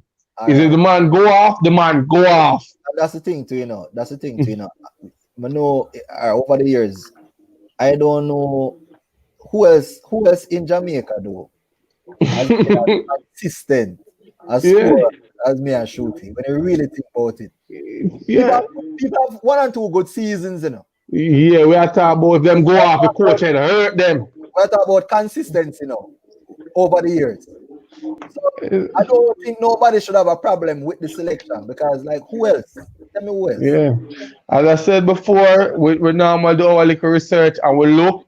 And as I said before, we are privileged to have both guests is on the program tonight. And we have to say big respect. Thanks a lot to giving us your time, your score with us. And I know that the fans and the viewers really enjoy it. I see a lot of persons showing love from all over. Big up MJ, Pembroke family in the building, Obino, Ricardo Thompson, and Willard can continue. Sometimes Willard put them names so fast, I can't get a chance because I try to listen to the story. How we are that person. So they love the program. Big up yourself. Yeah, man. As I said before, the love is real. And when you say Calvin Martin on the program, it's serious. And you have to make him all confess. So make sure so that tape is going nowhere. This is a steer in the cloud. Martin has say Martin there call some other names. Let me tell you who else. Bulgy, Marclis, but them man, they're young man too, no? Yeah, but you're a young you too, no? Remember, them people like little brother. Them people like I remember when after me done, Martin, you're supposed to know this. We know you're old, Martin. But you need to know, when me start playing for Lakers, me I watch Bald and Tada play high school. Exactly. Me I see Bulgy and Maclisha play Calabar. When me did come out of Lakers, so them are the younger version. Willie, you're mute or something, Willie. Are you a technical person? Yo, listen to man. Yo, but know what? Anyway, I remember I watch a Lakers game versus Majestic Garden. And it's the first time me I see Macleish play. And Macleish murder Lakers. Yeah. And I said before. Who are you? Willard. Everybody. As I'm saying before, though, let us make we know Jamaica basketball. When we talk about shooters back then, we go to the Rogers and the Gunner. They will move, we take the time, come down. We not reach Macleish era yet and Bald and Tad and Bulgy. Gary, but if we say we want some more, we have Boondog, we have Asian Coot, we have Sam. Sam could have shoot too. Sam. All right, now I'm telling you. You say pure shooter. No, when we reach down to them part there, I go mention my Bulgy. I go have to mention my Juju, you know. Because Juju is a shooter, you know. You get me? So we don't reach this yet. But everybody else when I disrespect the thing by not mentioning Giant. Giant? Yeah, nobody not big Giant. Giant is a shooter. No, Giant. Giant Slayers. Yeah, I'm playing from Slayers. Giant is a shooter. Yeah, man. Giant's not a shooter. We're talking about shooters. Shooters. We are talking about nobody now mention him in the top 5, like, you know, them pick out the area. You mean your top 5 and shooting top 5. You don't call him. So them, you know, they say I really don't Giant thing. We can't put him on the bench, man. No, Disrespect. Just all to come off of the bench, you know, and become an MVP, you know. Watch this. My top 5 is my top 5, you know. Yeah. Top 5, not only your top 5. Yeah, that's not true. And I still would not pick Giant over Chris Walker. Yeah. So Yeah, man. Different. Here's Yo, boss, Willard, I'm saying to you, and the viewers you watch. But no, the thing about what I'm going to say, persons are going to say a lot of things, and I'm telling you, basketball, and guess what, we might not get it right, you know. We might not get it right, but guess what? We are here to talk about all the stories. We are here to bring back that memory, bring back that fire to the game. So when you call a giant, oh yeah, somebody remember me. I call a Barnes, I'm gonna go remember. Yes, so that is what it's all about. Yeah, you know who could have really shoot back then too? See, their memory lane, man, God, back in now. Elmo. Elmo could have jumped Kingston 21. You see that? Kingston 20. Elmo and Nooney. Yeah. That man could have shoot. But yeah, man, so you know, people from different era. Yeah, that's a different thing. Like I consider myself a good center. I mean, still look to Kevin Young. I don't know if you remember Kevin Young. Yeah, man. Kevin Young from Arden go to Missouri. Arden. I don't put him one time on national trainer. Me I tell that is my biggest highlight now. Because it's the first time I see that you the play. Me I say I'm gonna walk over me and I got a chance to catch him off guard and dunk on him. And that's my biggest moment. But he was a player with me, I tell you. Yeah. Big and powerful. And you know, I never even remember about Kevin, you know. But you see, you know, when Kevin really come out of Micheal and really start to play, you see when we went to Guyana, that's when Kevin really step up, you know, and start really playing. And then from then, you know, it was just no turning back, you know. Yeah. Big numbers from then. So if you don't know, you have a lot of things bad is being said about the game. But I'm telling you, you have some lovely memories. You have some lovely players who pass through. You have some talented players. It's just that it's so sad that things are not going on. I'm not saying no, extremely good now for we to really celebrate with high spirit. We're looking at the bad that to say that the girls' league now run, NBA's popped down for 5 years. The high school league need to improve the impact. So we have a lot of bad to say now. However, we are said too much bad and I miss a little good. And as I said, these conversations, these interviews bring back that love for basketball. What Micheal said, and I will constantly say it also. Micheal said, when they say players like we on the court, it's just the sheer love of the sport. Sport really not put no money in our pocket. Sometimes we take out our pocket. But we still find out that we are here and we are pushing the sport. So it's from the love straight. So I love this interview. I love when we can go down the memory lane. I would just hope that it ignite that fire and the persons watching and who are in charge use I'm not saying no, get that spark or that fire so they can push now and bring forth the development to where it's supposed to be. We as players have to do it also, so we have to talk to the young ones, assist in a high school program, try to find a way how we can give back. Maybe not through money, but yeah. And even to spread good word, you know, say give back just by spreading good word. Because sometimes we can speak positive, you know, and it assists a whole lot than you always a beat down. Yesterday, Willard, hold on, Micheal, before. Yesterday, Willard, we're in a group, the Jamaica promo group, right? Yeah. And I think we have one Japanese person in that group. And the one Japanese person is saying that him still see a lot of talent in Jamaica and him that love to develop it. And about majority of the I'm not talking him alone that talk good in the group. Him alone talk positive. Him alone say, yo, this is how we can go about. Jamaica is, them know Jamaica is a very talented athlete. So I have a bunch of talented athletes. Everybody said, no, it's not going to work. Java mash it up. People mash it up. The players, them not did this. I said to myself, Jesus, the one Japanese man I try to speak some life in the sport. The problem with that, you know, is that you see the negativity, and the truth is this, you see, if I am somebody who is willing to do something for the sport, and I hear persons who are supposed to be, quote unquote, involved with the sport, right, over the years, just saying negative things, right? Remember I said, I don't know nothing, you know. I just want to do something for the sport, right? And I hear all of these things. It can turn me away. So definitely. So if we say we want to do something for the sport, right? we know about all of the mismanagement of funds, and we know about this, and we know about all of that, right? And we hear the bad talk every day. What we need for though, especially people who still love the sport, to come together and reach out to people even overseas who really want to help still, right? Yeah. And get everybody to come together and see how we can start to develop something again, make basketball relevant again, you know, entice the youths, go into the communities, build back some grassroots programs, and just get a buzz around the sport so that people can want to play the sport. I don't know if the jump ball camp still take place. I don't know. Yes. Jump balls, yeah. Not this summer though. A star search and these things still take place. Yeah, man. Not this summer. No, you know, so I believe that Martin. Not keep this year. I believe that Martin get all, you know. Martin tell me I never played Kevin Young.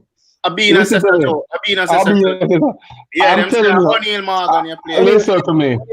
Listen to me. I'm telling you, I was at a training session at the National Stadium. I was training on the B side, the second court, and Kevin was on the next side. And we eventually them called training for us to mix to play. And I play a game. I was training for the under 17 team to go to Bahamas. So don't tell me say me never play against the person. I must know Calvin. The next interview should be with someone from corporate Jamaica. You have business house league. So let's go. Let's get to networking. I would love to go out and watch some basketball on Saturday and Sunday evenings, most definitely. Hey, I should talk about that. You remember when Lime took over the league? Yeah. What? 2004? I usually have some TV, but you could have watched our players of the week on TV and them things there. People used to stay home and watch the games on Sportsmax. Remember, Sportsmax used to carry the games Saturday and Sunday. Yeah. So the arena book out 3 games play Saturday, 3 games play Sunday. Right? Yeah, man. Sometimes they start feel like star, you know, because you go up on the road and people say, MJ, and you say, yeah, look, and you say, oh, I see you on TV. Yeah, like it's a phone call from foreign. Yeah, I see you on Sportsmax, you know, and the league started to be relevant. Basketball started to get a buzz again, right? Yeah. And then I don't know what happened after that. But that was one of the nicest years out of all of the years of basketball. That particular year. Yeah.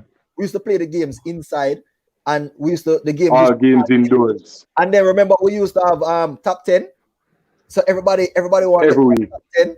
So Sportsman carry top 10. Every week you have top 10. Yeah, I mean, used to dip on Holy for top 10 too. So definitely. Basketball was nice. So we need something like that where people can come in and, you know, and people who want to help can come in. Here, Martin, the pressure, you know. Here, Martin, the pressure. Listen to me. Here what going on now. Here what is going to happen now. You say Martin need to come on the program. Every time Martin come on the set, Martin pressure everybody. He might confess to Micheal, say I'm sorry and all. Listen, Martin, we needed to stop type and to be on the program. And we are saying that publicly. So Martin, come on the program and let us talk. Obino, we need to talk to. No, but you never say you play with Gary. You say we never say me play with. So we cheer with him to go and we're supposed to meet him at Bahamas afterwards. And he never make it. Then bring the jersey come. And we're at Bahamas and wait to see him forward. I know. Look at Wake every time you tell me about a story about you look like the wrong person. Everybody has their own brother. You only mention Willard. You only show 2 person comment all the time. All right. So don't know who else there. Who else there? The story wants some structure. Mr. Abina. So Abina, who me dunk pan? I never you know, cause you have a Calabar brother in them. I dunk pan you know. Him say you dunk pan O'Neal Morgan. Oh, all right then. All right, O'Neal my dunk pan. Look at Kevin still. Okay. Look at Kevin still. So probably that's why. All right, General Obino. What I'm saying, all right, we're not gonna talk about the mess up, you know. We are talking about the rebuild, and I love that everyone. Optimistic. We're not talking about the mess up. So, Willard Barnes from the interview family, But I have to say big respect to Micheal. Micheal, we're there here and we just laugh and enjoy the interview because, man, I tell you, you just bring it back to memory lane and we could talk about, and we talk basketball. I tell you, it's no better feeling. Only for topics so we never even touch, you know. There's so much talk. So much. Your next 2, 3, some will be.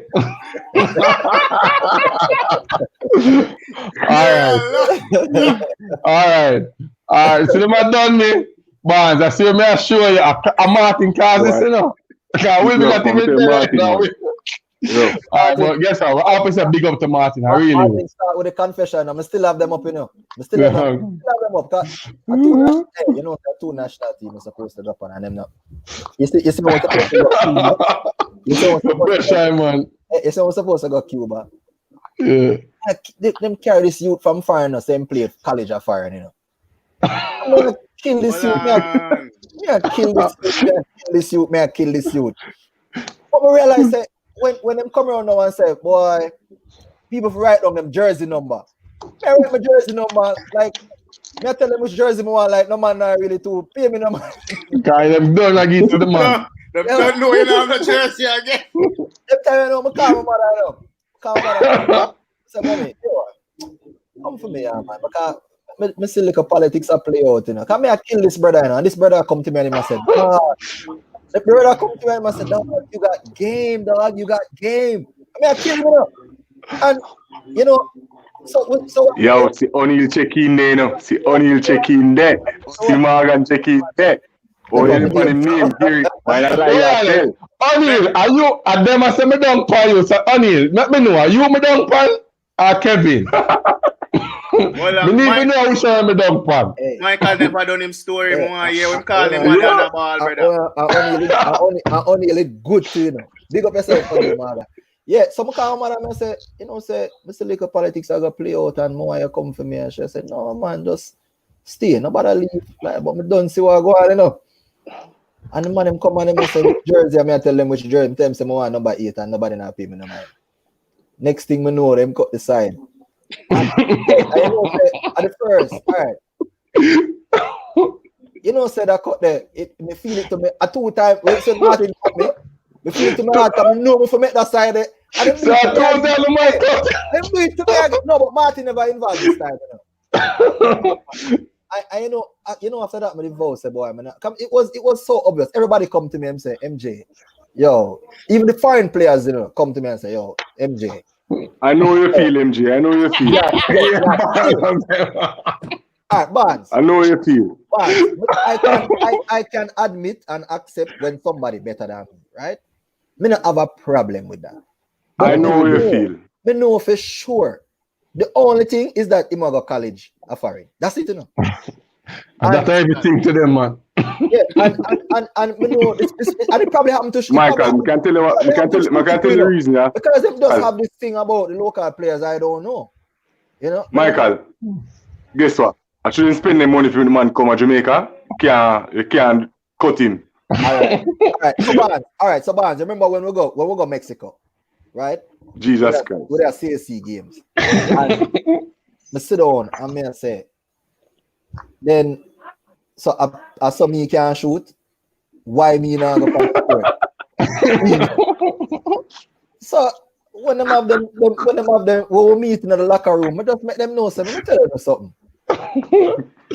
For me know myself, me never been a rock, you know. And me now go come sit down here so and watch we are lose. You see, for their win. Micheal make a speech and next day in the starting lineup. I'm telling this. He's not even a man who beg here. But me can't sit down and watch that and me know me can't shoot. The next game I go on and I shot about 3-3. Next thing I know, bench.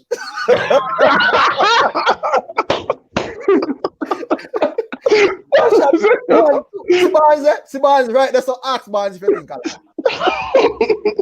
They're gonna start in lineup and 3-3. Bench. Willie. 1, 2, 3. Bench. Never see back the court. Never see back the court. The first one time when Martin sit you down, Daman East and put in Daman East. That man is. That man is. No, That DQ player. Alright. DQ killer, right? That one, my brother. Zin. That one, my brother. But everybody knows that man shouldn't make that team. Everybody know that. Everybody know that. See, Martin just come with it. Martin, it's Martin. Wait, hey, you know that from 2001. I know him. I apologize. 19 years. At least him apologize. Yeah? 19 years, Martin. At least him apologize. Oh, all right. I only him done, part. All right, sit there. We done. But big up yourself, O'Neal. A real baller. We done, part.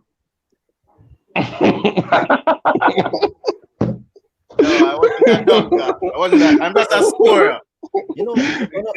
But Martin, has Martin been on the program? Martin, just like no. Martin, as I said before, I'm publicly inviting you on the program. Every guest mentioned that they want to see Martin. Martin, the country need you. Make it know, man. Yeah, the country need you. The country need you, yo. The country need you now. Martin as a very influential person in basketball. You know, like me and Martin are British. I can say majority of things and not get offended. But you know, like you have that person up on the road and know everybody business. And Martin Martin know everybody business. Because the one person up on the show. You can't see somebody come on the and Martin and know what go on. Martin need. Mr. Reliable, gentle giant, MVP, O'Neal Morgan. And you know the thing about O'Neal was very fundamentally. So yeah, man. Right? Yeah, man. I don't even know how me dunk pan him. All right, see, just remember. No. You never know that O'Neal dunk pan. You never know. You hear Obina said that a while ago? Say what? Obina know too. Obina know him. I said, that man was not good. Michael, hold on, Michael. You can't tell that man say no good. What for big up Ratty to you know? Big up Ratty to you know? Yeah, man, general. Yeah, what for big up Ratty? General. Big up yourself, Ratty. Yo, we need to get Ratty on all the program. But they're supposed to make the link there. And we are saying them things are public because we are one family. As I said before, we're gone how long? About 2.5 hours. 2.5 hours. Yeah, and I'm telling you, it feel like not even 2 minutes past. I said, we could talk again for the whole day. The viewers chip in and the viewers, them, as I said before, a lot of ballers in the comments just talking, enjoying the program. See that man laugh off of that man, I'll know. Yo, the man if you send you a gift, Micheal, Calvin Martin there, but we can tell you a story before we go with you know. You see, even when we went to Guyana, right? You see when we went to Guyana, right? The national and I'm gonna burn out Martin. Well, I'm not gonna burn out Martin. I'm not gonna burn out Martin because Martin really stand up for us. So I can tell you a story. So we're supposed to go to Guyana, right? No, we are training at the sun, you know, every day. Saturday, we train 2 times. We train in the morning, we go gym, we come back, train in the evening, right? No, we got Devon House, you know, with big pan, you know, and big money, you know. And we do all kind of things, right? So when it was like a month before we go, you know, we hear say, boy, only 6 months ago, you know. Some foreign man. I talk to you. And so we are training for about 4 months, you know. So after training for 4 months now, you're going to tell us that some foreign players are going to be coming, and they're going to be coming like a month before, and then they'll get acclimated with the team, and then they're going to go away, right? So Martin was the one who so basically them not try out, them just come for go up on the team. Yeah, because they're foreign, right? Which means that they're good. They must spend the money, I tell you. So Martin said, boy, so it was 6, then we hear 8, then we hear probably 4, so 8, so because you know 12 or whatever, right? So Martin said, no, this can't work. I can't look at any of these players after all of the sacrifices, because at that time the parents were involved as well, because the parents used to provide. So one parent would provide breakfast, the next one provide lunch, so everybody really chip in, because we some of the parents had to pay for even the flight, They're playing fair too, right? Because even my mother workplace, even they do make a contribution. Because when it come down to it, we really never have the money, right? So Martin stand up for you and say, no, this can't work. Me I carry 12 man. I can't. If that's going to be the case, then I won't coach a team. So Martin really stand up for it, and you know the 12 hour we go and we win and we'll get the gold medal and we'll come back. You know, and then even when we come back and we start training again, we start to hear something like the same thing. You know, but 1999, 12 good local players. We'll go Guyana and we'll kill everybody. We'll kill everybody. And it was shocking to me that after doing that and coming back, then the next time around, they were still talking about getting overseas players. Overseas players. What I find sometimes is that a lot of times the overseas players treat it like sometimes treat it like a vacation, and then you have the hungry local players who can't get in the game. You know, I'll fix that. That was one of the drawbacks back them time. With sad, bro. It's sad, man. But the funny enough, you mentioned about 8 and 12. I Shooty just mentioned on the same program. So one go the other day. That's what I tell you. It's Mugabe have a whole heap of heart and a whole heap of fight. Mugabe no really consider himself as a foreign player. When Mugabe come, and Barnes, you know that. Because you know Mugabe, we cuss all the other foreign player them and tell them, say, yo, me no depend that we don't you act like a vacation in the company. With more winning up. Them man they play with the heart. Them man he not consider himself a foreign player, so to speak. Him just come and just have a play ball. So that was one of the problems we faced coming up in the national program from them time. Sometimes the local players never really get the real chance that they're supposed to get. Okay, most definitely. So as I said before, wonderful interview, I must say. Big up to Micheal once more. Lynford Brown, aka Shooty, was on earlier. Share a story with us. And it's just a pleasure to have both guys on set with us. And we really want to big them up. Thursday coming, we are going to interview a basketballer / table tennis player, Simon Tomlinson. So look out for that one. And also, we have a special guest coming this Saturday. I'm telling you, you're going to want. I don't even want to call the name. Willie, I don't even call the name. Now hold it. Yeah, with the poster job, right? But however, Thursday, Simon Tomlinson, table tennis national player, also player at UTEC. I don't know if Micheal played him at UTEC. You don't remember the name Micheal? No. You don't know him. Me young man. Who? Simon Tomlinson. No. You know, because normally they're on the court and you know, time of focus, but you put up the numbers, Different ear. So, style you, different ear. Yeah, man. So different. Yeah, man. So younger than me or something. So Calvin Martin cuss again says Zico didn't play junior in 19. Yo, what a man know the history. I know I come on the show. Yo, Calvin, we need it on the show. Martin know everything. I don't want Martin. Yeah, man. So big up yourself, viewers. As you know, interview squad in the building. Tuesday evening. LeBron James said Taco Tuesday was an interview Tuesday. Big up yourself. Up and running. We are out. Yeah, thanks to all the fans, man. Remember, please. All the fun. Let's subscribe. Let's subscribe now. Let's share this. Let's get everyone who's a fan of basketball to tune in, man. Share and let's make basketball great again in Jamaica. All right, thanks everyone to tune in. Micheal, Shooty, Barnes, It was a pleasure. Bless up. Oh.